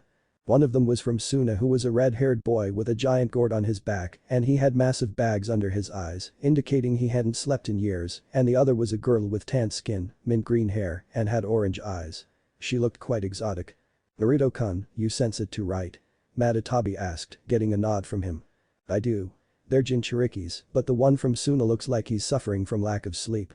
Things are about to get interesting with these 2 here. Wanna talk to them when the prelims are over? He asked his Biju girlfriend, who nodded excitedly, wanting to see 2 of her siblings. Chapter 12. A date. The preliminaries were something that took place when there were too many that passed the second part to weed out for the 3rd and final part of the Chunin exams. He recognized a lot of the genins from Konoha, that most of them were clan heirs, having talked to their parents during the last few days. Team 7 had Kasumi, Narumi, Sakura Haruno who was an apparent fangirl, and Satsuki lead by Makoto Uchiha, along with Kushina Namikaze. Team 8 was Kiba Inuzuka who from what Hana and Tsume told him, had a cocky attitude and thought he was everything and an alpha, which made him want to teach the kid some humility. Shino Aburam, stoic and calculated like his clan, and lastly Hinata Hyuga, not your typical one as she was more caring, gentle, but had a confidence problem with their sensei being Kurina Yuhi. He would need to talk to Hiashi about it. Team 9 was from last year's graduating class who consisted of Tenten, a weapon specialist. Liwo didn't have chakra, so he could only use Taijutsu, and lastly Niji Hyuga, Hinata's cousin, but who seemed to have a hatred for her for some reason, and their sensei was Might Guy.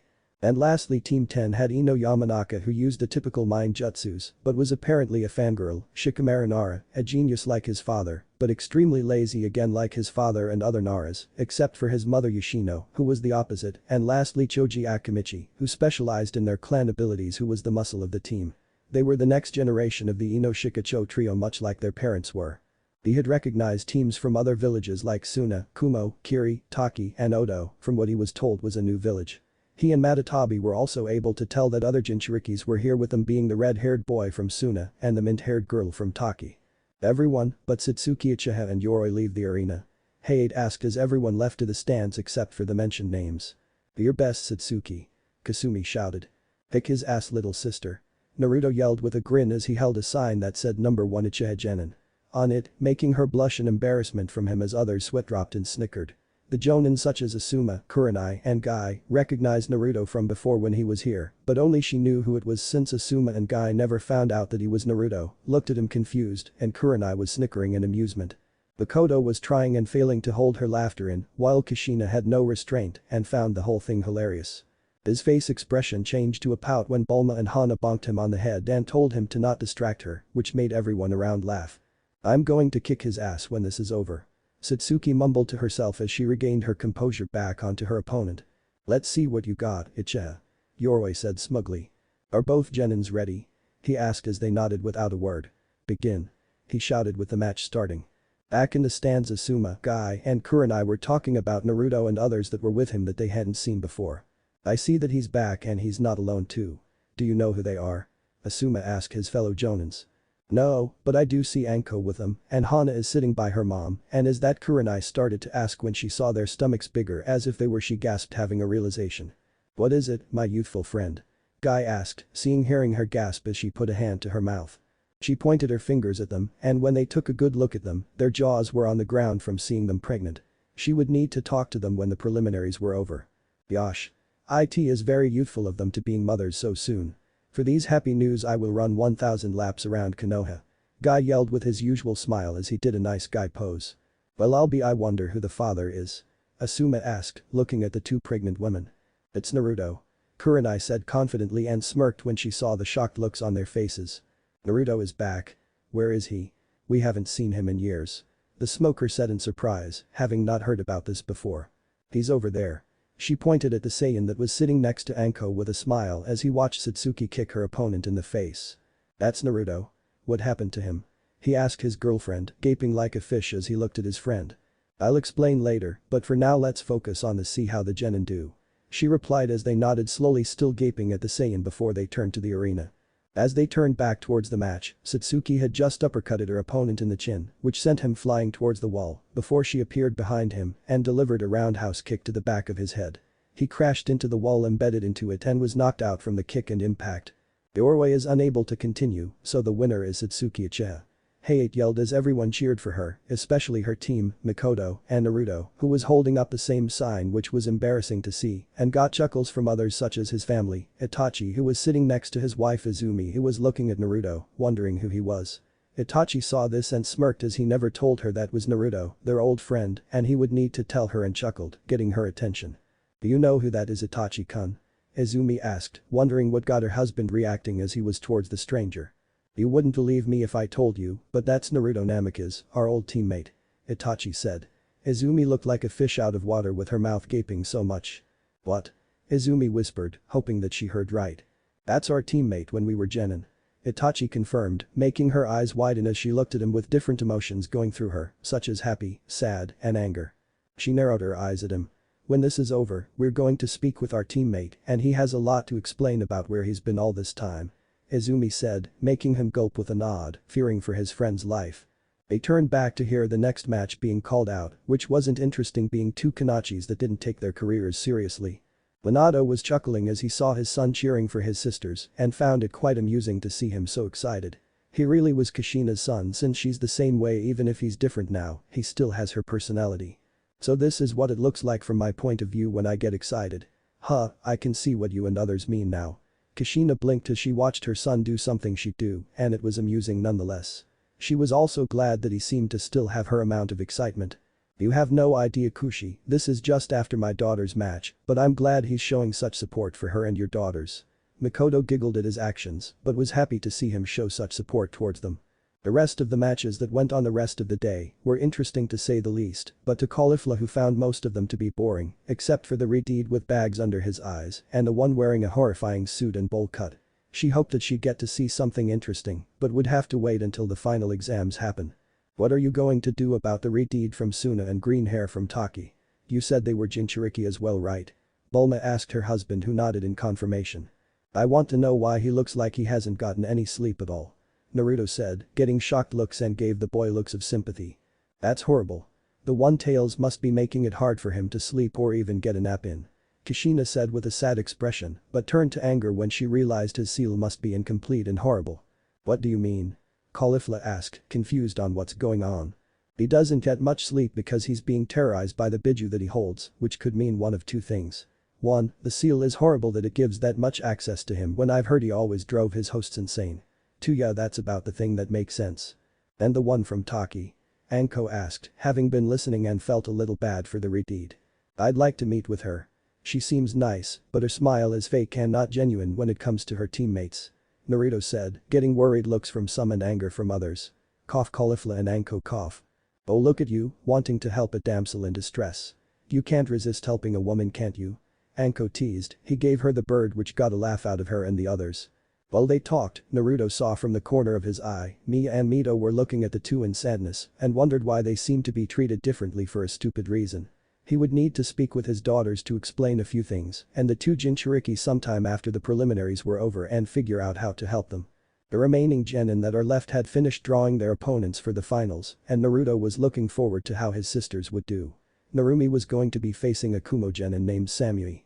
Kasumi's opponent was someone from Kiri who had been a major player in the civil war they had. Satsuki was going to be facing the Redeed Jinchuriki from Suna. Naruto, his wives, kids, Mito, Future, Mia, Future, Kushina, Tsunade, and Mikoto were waiting for them so they could congratulate and go over their training. He was also waiting to speak with the two Jinchuriki from before.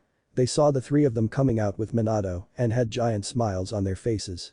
We did it. Kasumi shouted to everyone as they laughed at her antics. It's good to see you three again. You both did very well in your matches. Naruto said as they nodded but saw Bulma, Kale, Caulifla, F. Mito, F. Mia, Matatabi and Chilai wondering who they were. Nai-chan, who are they? Narumi asked her brother. These are Bulma interrupted him. We can introduce ourselves, sweetheart. She smiled at him, who nodded and did as requested. I'm Bulma Briefs Uzumaki, one of your brother's wives, and this little one here is your niece, Mito Uzumaki. She introduced themselves, snapping their attention to them. Yo, the name's Caulifla Uzumaki, your brother's wife and your nephew here is Renzo Uzumaki. You two didn't do too bad, wanna spar when we're done here? Caulifla grinned at them. It's nice to meet you both, I'm Kale Namikaze, and this is your niece Mia Namikaze. Kale gave a kind smile at the three who nodded dumbly at her and the others. I'm Chilai, girlfriend to your brother and he was right, you three are just adorable. Chilai gushed at the three who had small pink appear on their cheeks from the compliments, but nodded. As for me, well I know a certain fox is my sister as that should help tell you who I am, but I'll introduce myself anyway. I'm Matatabi, the two-tailed cat. She gave them a grin where they could see her fangs a bit. This piece of news snapped their heads towards her in awe and happiness. You should know me already, but I'm Anko Uzumaki, your beautiful and sexy sister-in-law. Anko did a pose, but struggled a little to hold it with her pregnant stomach. Ignore her. I'm Hana Uzumaki, another of your brother's wives, and soon to be a mother. She introduced as she placed a hand over her stomach with Naruto smiling lovingly at her and chuckling at Anko's antics, but smiled as well. Now that the introductions are out of the way, we have much to discuss in regards for your training for the next month. Mikoto said. We can discuss this back at the compound where no one will be able to eavesdrop on us. Kushina suggested, getting nods from everyone in agreement. This gave the girls to get to know their new family, even if Satsuki may not be blood related, she was still considered as such to Naruto. "See, can I hold Renso, Mrs. Namikaze?" Satsuki asked shyly, while admiring how cute he was. "Sure." Kale said, handing the child over to her who held him gently, not wanting to wake him up. Mikoto saw this and smiled, gushed at her daughter in pride and how cute she was acting. "I want to hold Mito." Kasumi whined, seeing her friend hold her nephew, as Bulma chuckled and allowed her to do so. Narumi got to hold Mia as well, getting awed and gushing from their mother, who had Bulma take pictures with her phone so she could share with her later on. Narumi saw two others that they hadn't met yet but looked similar to the babies in their arms, confusing them which they saw and told them that they would tell them who they were when they got to their destination, which they didn't like having to wait but accepted it. Makoto looked ahead from her talking with Kale to see Itachi, who was walking beside his wife, who looked to be on a Warzone path towards them, or more specifically Naruto, as she was staring at him the entire time with fire in her eyes. This made her laugh a little when she saw the color start to drain from Naruto's face, seeing his old teammate marching towards him. "I'm dead.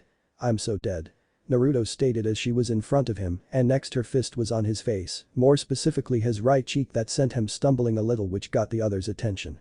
"What the hell?"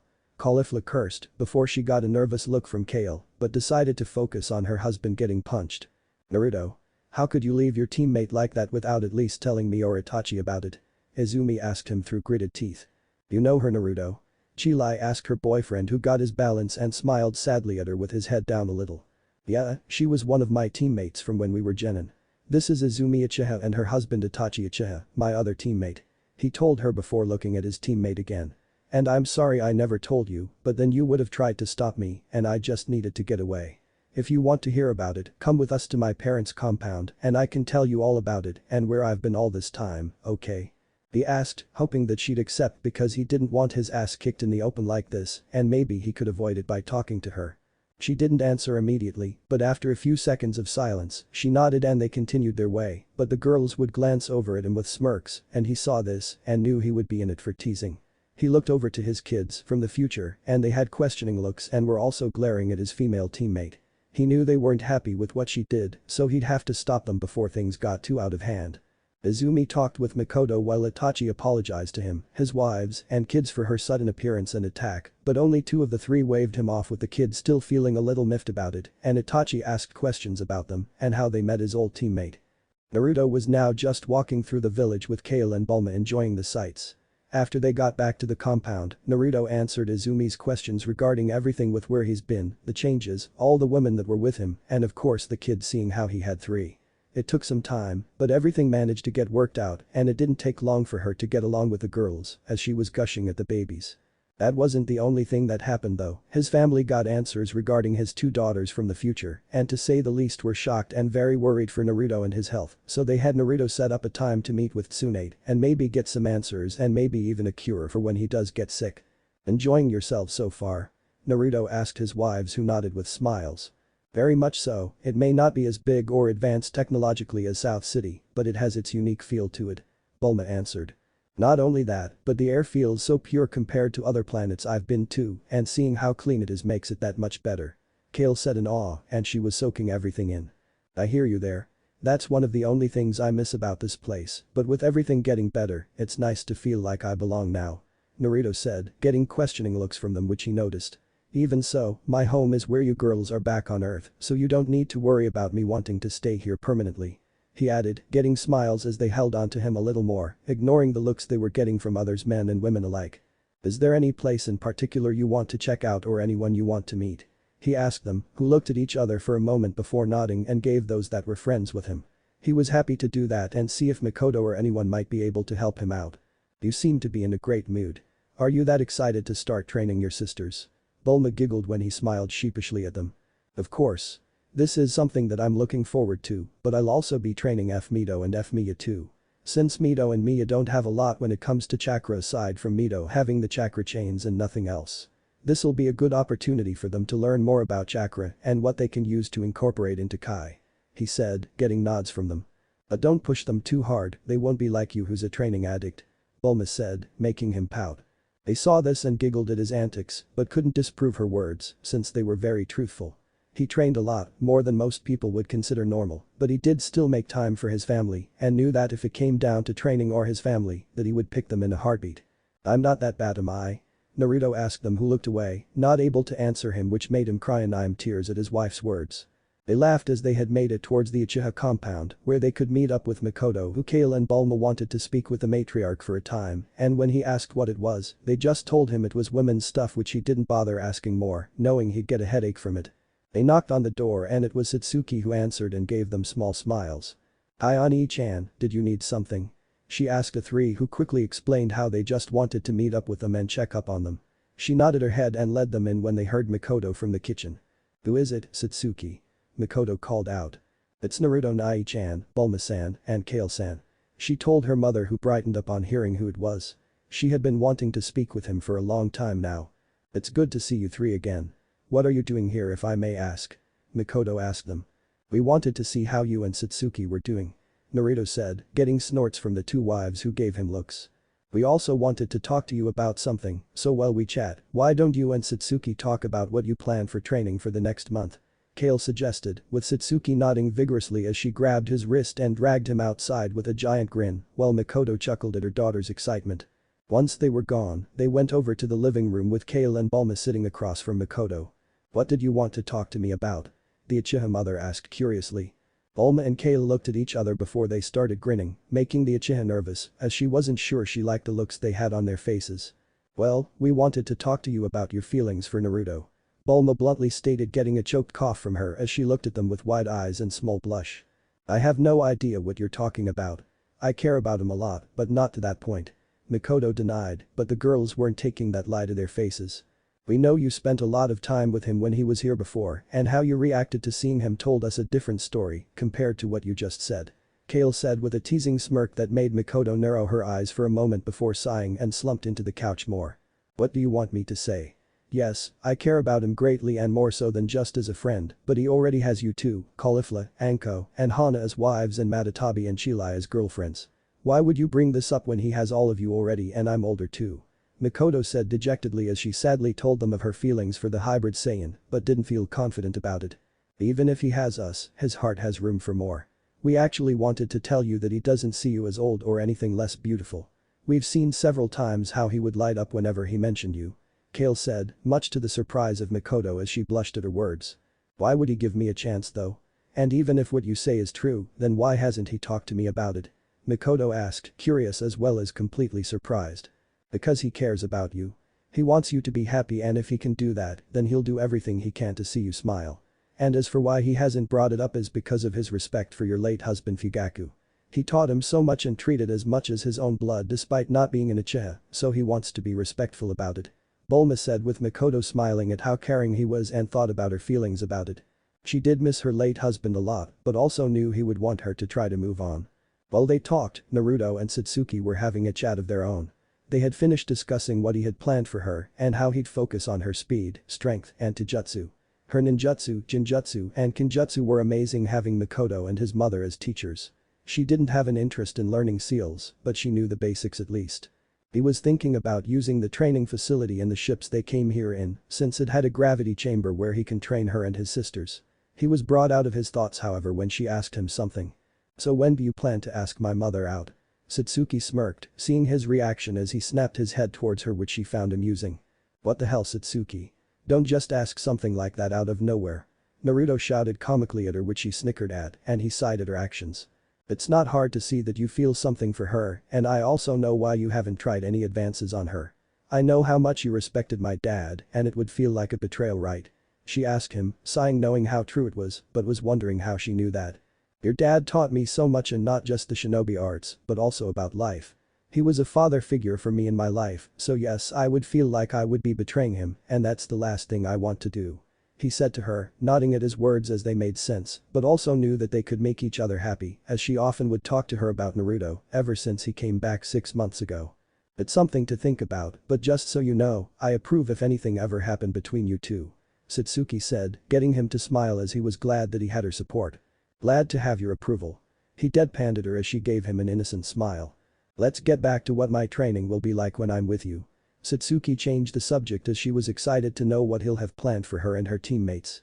After an hour of discussing when she'll be with him while the women talked about themselves, letting Makoto get to know them better. They were now at the front door getting ready to leave when Makoto pulled Naruto aside. "Is something on your mind, Makoto-chan?" he asked, seeing her look nervous for some reason. "Yes, I'm fine, but I wanted to ask you something," she said, with Naruto looking at her with a raised eyebrow. He saw her muttering to herself and saw that she was nervous about something.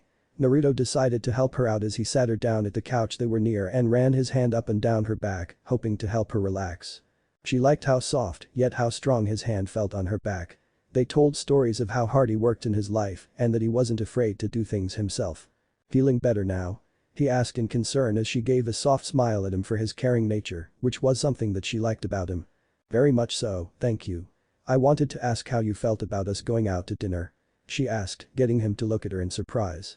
"I'm surprised, but I won't say no. How does 2 days from now we have our date?" he asked, much to her happiness at him agreeing. She hugged him close and said thank you over and over again quietly, not wanting to be teased by Bulma and Kale anymore, before they decided on a time to pick her up at before they left, leaving a happy mother who couldn't stop smiling and giggling with Satsuki looking at her mom, glad that she was moving on and would hope that they worked out. Naruto was now in the training room with Team 7 aside from Sakura, who was training with Tsunade from what Naruto was told, and he had just finished explaining the purpose of what he would be working with them on when they would be with him, and what the purpose of the room was for, which excited the twins and intrigued Satsuki. They'd be spending the next 3 to 4 hours 3 days a week starting at 2 times Earth's gravity, after learning that Elam had the same gravity as Earth. And seeing how they're only teens, he wants to work their way up and get used to training in this, before adding anything like he did. They only had a month, so starting out with this setting would be a great start for them.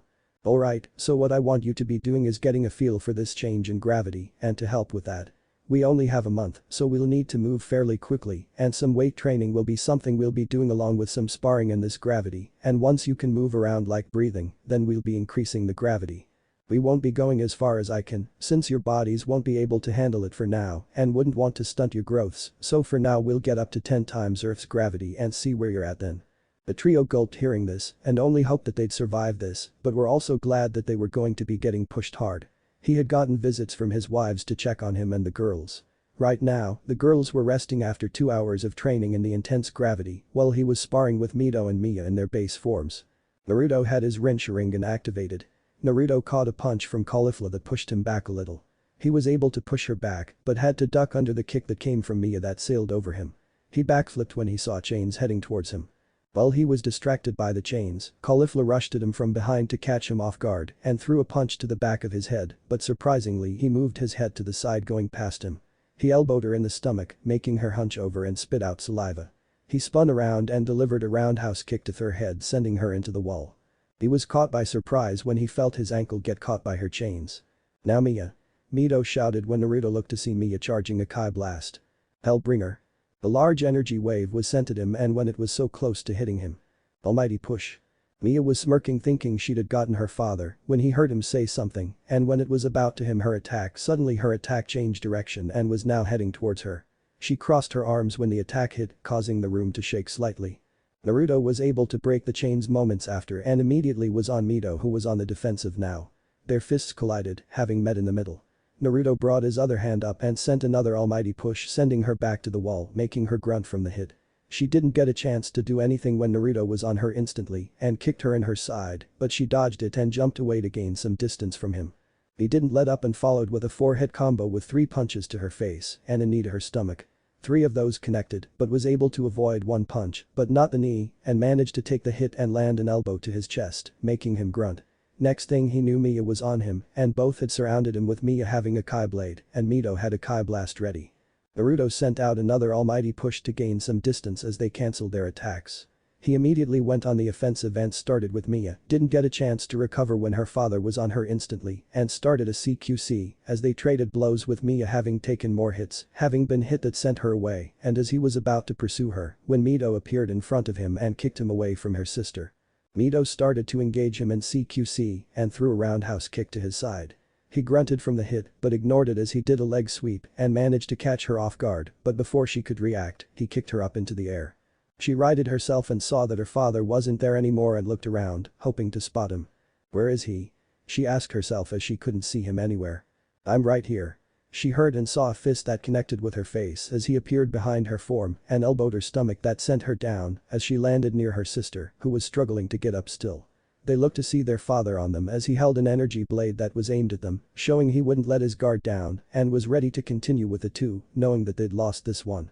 "We give up," they told him, who smirked in amusement but had a smile on his face.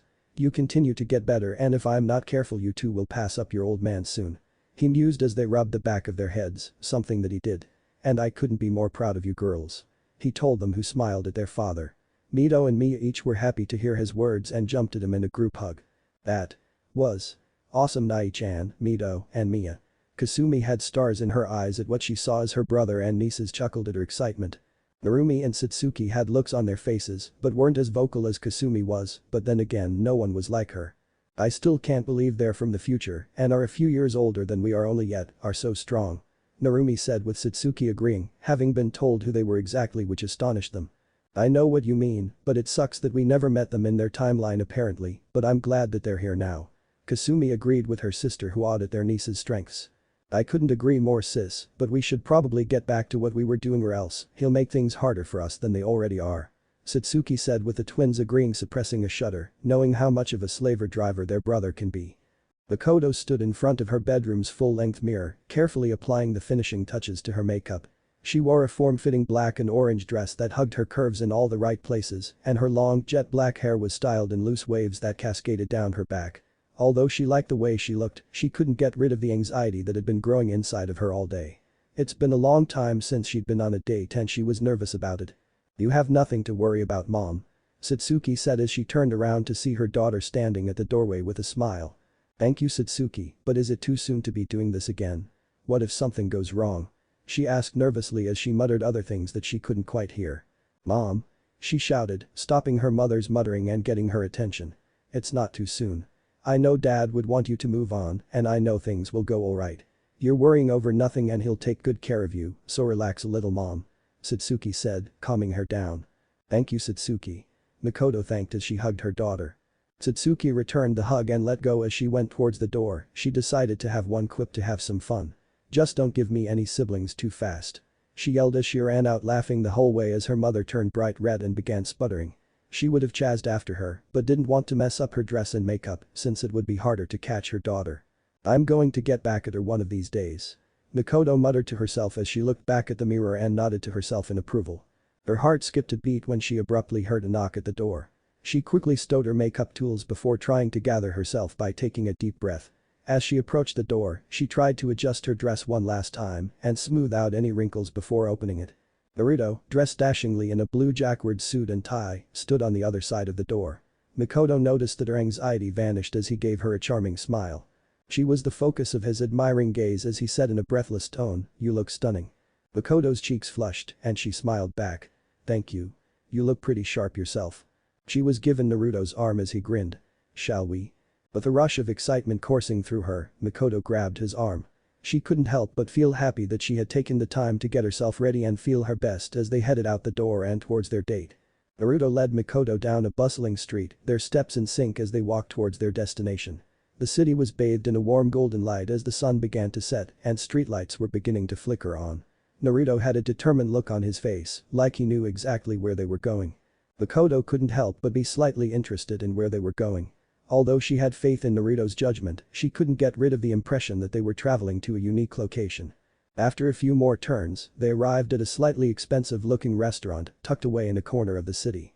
Elegant curtains adorned the windows, and the door was a large wooden structure that appeared to have been there for many years. "This place," Naruto said, turning to Makoto, "is one of the most expensive restaurants. I heard great things from this place, and I also heard that the food is amazing." Makoto was immediately struck by the welcoming, cozy ambience as soon as they entered the restaurant. Dark wood furnishings and soft lighting in the interior design created a cozy atmosphere. Makoto's stomach grumbled in anticipation due to the mouthwatering aromas emanating from the kitchen. Makoto couldn't help but be happy that she had dressed up for the occasion as Naruto led her to a private table in the room's corner. She was aware that this night was going to be special and unforgettable. Makoto couldn't help but feel a little bit flustered as Naruto pulled out a chair for her and gestured for her to sit down. It was a small, chivalrous gesture, but it made her feel special nonetheless. Makoto couldn't help but feel a small flutter in her chest as Naruto gently pushed the chair toward the table as she sat down. She gave him an almost imperceptible smile, but Naruto caught it and a grin spread across his face. Makoto was torn between two dishes as they both browsed the menu. It was like Sophie's Choice, but with food. She was so engrossed in her decision-making that she didn't notice the playful nudge against her foot. When she looked down, Naruto was smiling slyly at her like a cat who had just licked some cream.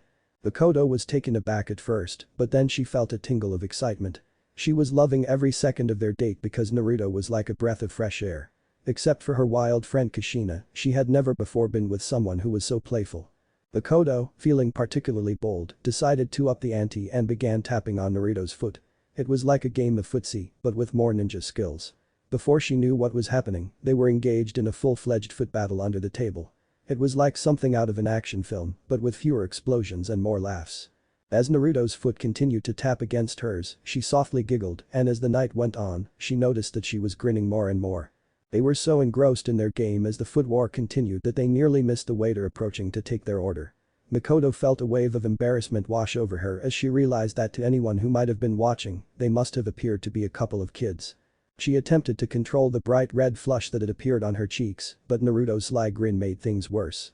She gave him a death glare in an effort to get him to stop, but it seemed to make him laugh even louder. Makoto, however, was not one to be trifled with, and as Naruto laughed further, she retaliated by stomping on his foot. He winced in pain but quickly regained his composure, a sly grin spreading across his face. "I see how it is, Makoto," he teased, "you can dish it out but can't take it." Despite rolling her eyes, Makoto smiled nonetheless. She had almost forgotten she had a playful side, but Naruto had a way of bringing it out. Makoto and Naruto were sitting there grinning at each other as the waiter went to place their order, temporarily forgetting about their foot battle. Both of them were anticipating what the evening would hold for them, and the playful banter only served to heighten their excitement. Makoto and Naruto continued to ask each other questions as they sat at their table, their eyes fixed on each other. They were curious to know more about one another. Naruto couldn't help but admire Makoto's beauty, her hair cascading down her shoulders in soft waves, as she asked him about his age. "Yeah, I'm 17, Naruto replied, relieved that they didn't have a large age difference. "How about you, Makoto-san?" Makoto laughed softly, her eyes twinkling with delight. "I'm a year older than you, Naruto-kun," she said as she leaned in closer. "But don't worry. I'm not going to hold it against you." Her playful remarks caused Naruto's cheeks to warm up, but he couldn't help but smile in return. With every passing second, he was enjoying learning more about Makoto. 6 plates were carefully stacked in a tower as the waiter walked up to the table with a steady hand. The most exquisite meals were served on 2 of the plates. One featured lobster and shrimp, and the other featured kaseki ryori, kujira, basashi, and otoro. The aromas drifted up to Naruto and Makoto's noses as he placed the plates, filling the space with a seductive scent.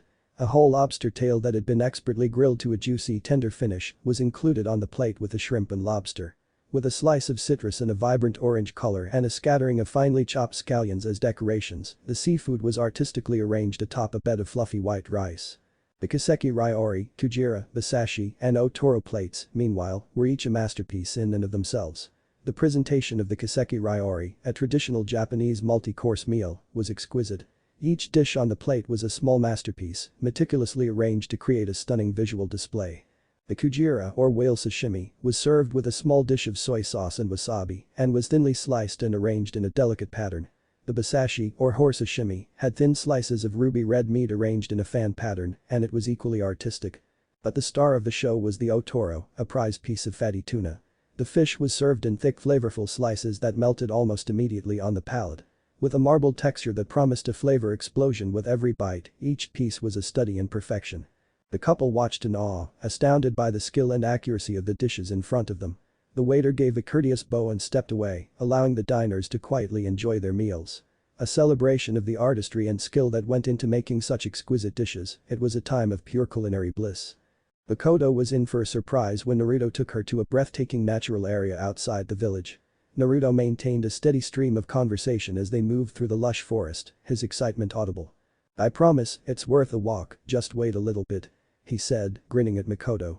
"Trust me on this." Makoto grinned as she soaked up the warmth of the sun on her face and the sound of the wind rustling the leaves. She was curious about what Naruto had planned, but she knew better than to ask. She was happy to let Naruto take the initiative because he was the master of surprises. Makoto gasped in awe at the sight in front of her as they came out of the forest. They had reached a large open meadow that was bordered by tall trees and covered in wildflowers. A waterfall in the distance gushed down a sheer cliff face, scattering water in all directions. Naruto observed Makoto's response with pleasure, happy that his plan had succeeded. "It's pretty amazing, isn't it?" Makoto nodded, unable to express her wonder. She couldn't help but feel grateful for the opportunity to experience the scenery because of its almost overwhelming size and beauty. As they walked along the edge of the meadow, Naruto pointed out various landmarks and features, explaining their significance and history. Makoto listened intently, hanging on every word. As the sun set, the surroundings were bathed in a warm golden light. Naruto took a picnic basket out of his seal and filled it with a bottle of wine, some cheese, and a variety of fruits. They sat on a blanket, drinking wine and admiring the sky's changing hues of gold, pink, and purple. In the dimming light, the waterfall glistened, and the trees all around them gently rustled in the breeze. Makoto turned to Naruto, her eyes shining with gratitude. "Thank you, Naruto. This has been truly unforgettable." Naruto smiled, feeling a sense of contentment wash over him. "Anytime, Makoto. Anytime." Looking up at the waterfall, he said. For some time, Naruto and Makoto had been relaxing on the grassy hillside and watching the sunset and the stars come into view. Naruto could see the first bright specks in the sky and realized it was getting late. "Hey Makoto," he said, turning to her. "It's getting pretty late. Do you want to head back?" Makoto gazed up at the sky, her eyes twinkling with wonder. "Not just yet," she said softly. "I want to stay a little longer, if that's okay." Naruto smiled, understanding her feelings. "Sure thing," he said, settling back onto the grass beside her. The only sounds they heard while lying there were the rustling of the leaves and the occasional cricket chirp. Naruto watched as the stars slowly began to multiply, spreading across the sky like spilled glitter. Naruto noticed a chill in the air as the night grew darker. He shuddered and tightened his jacket around himself. Makoto turned to face him after noticing his discomfort. She asked with concern, "Are you cold?" Naruto answered, "A little bit. I think we should head back soon." After rising and dusting her pants, Makoto nodded. "Okay, let's go."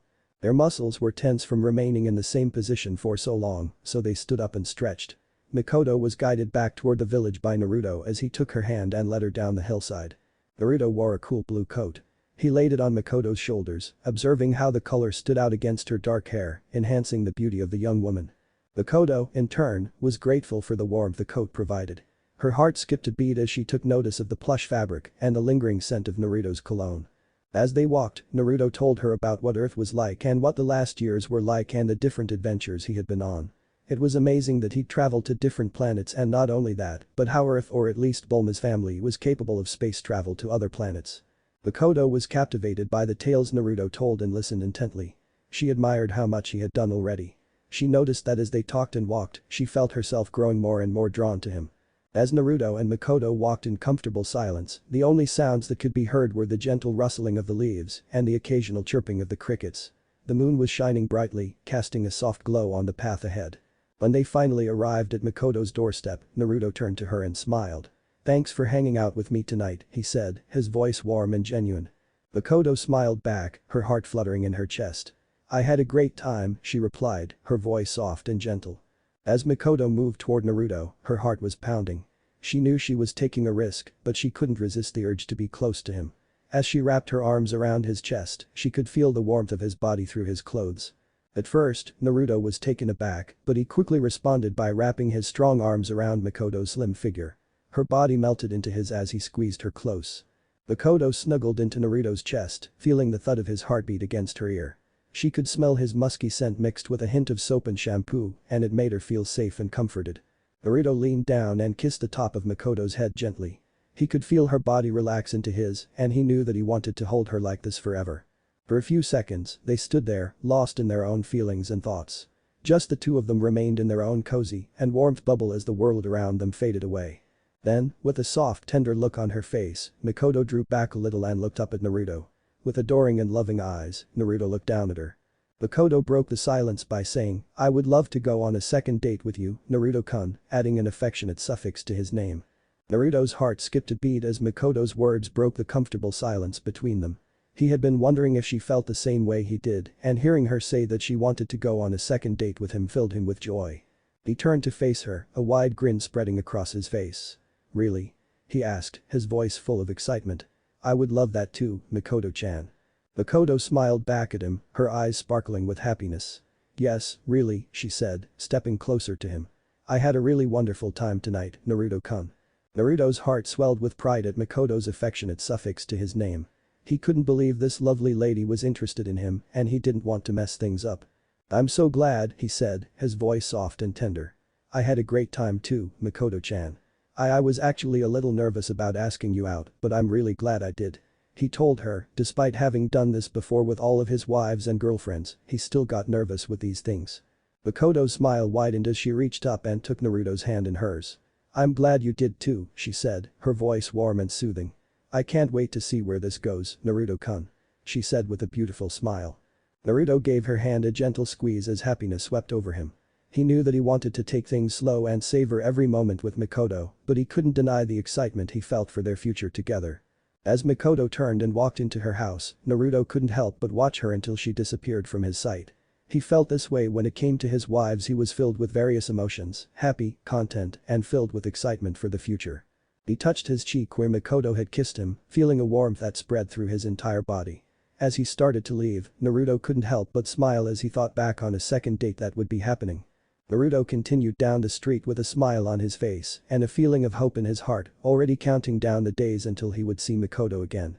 What he was worried about was when they would go back to Earth, would she go with him or stay there? He would need to talk to her about this when he saw her next time if they were going to be getting serious.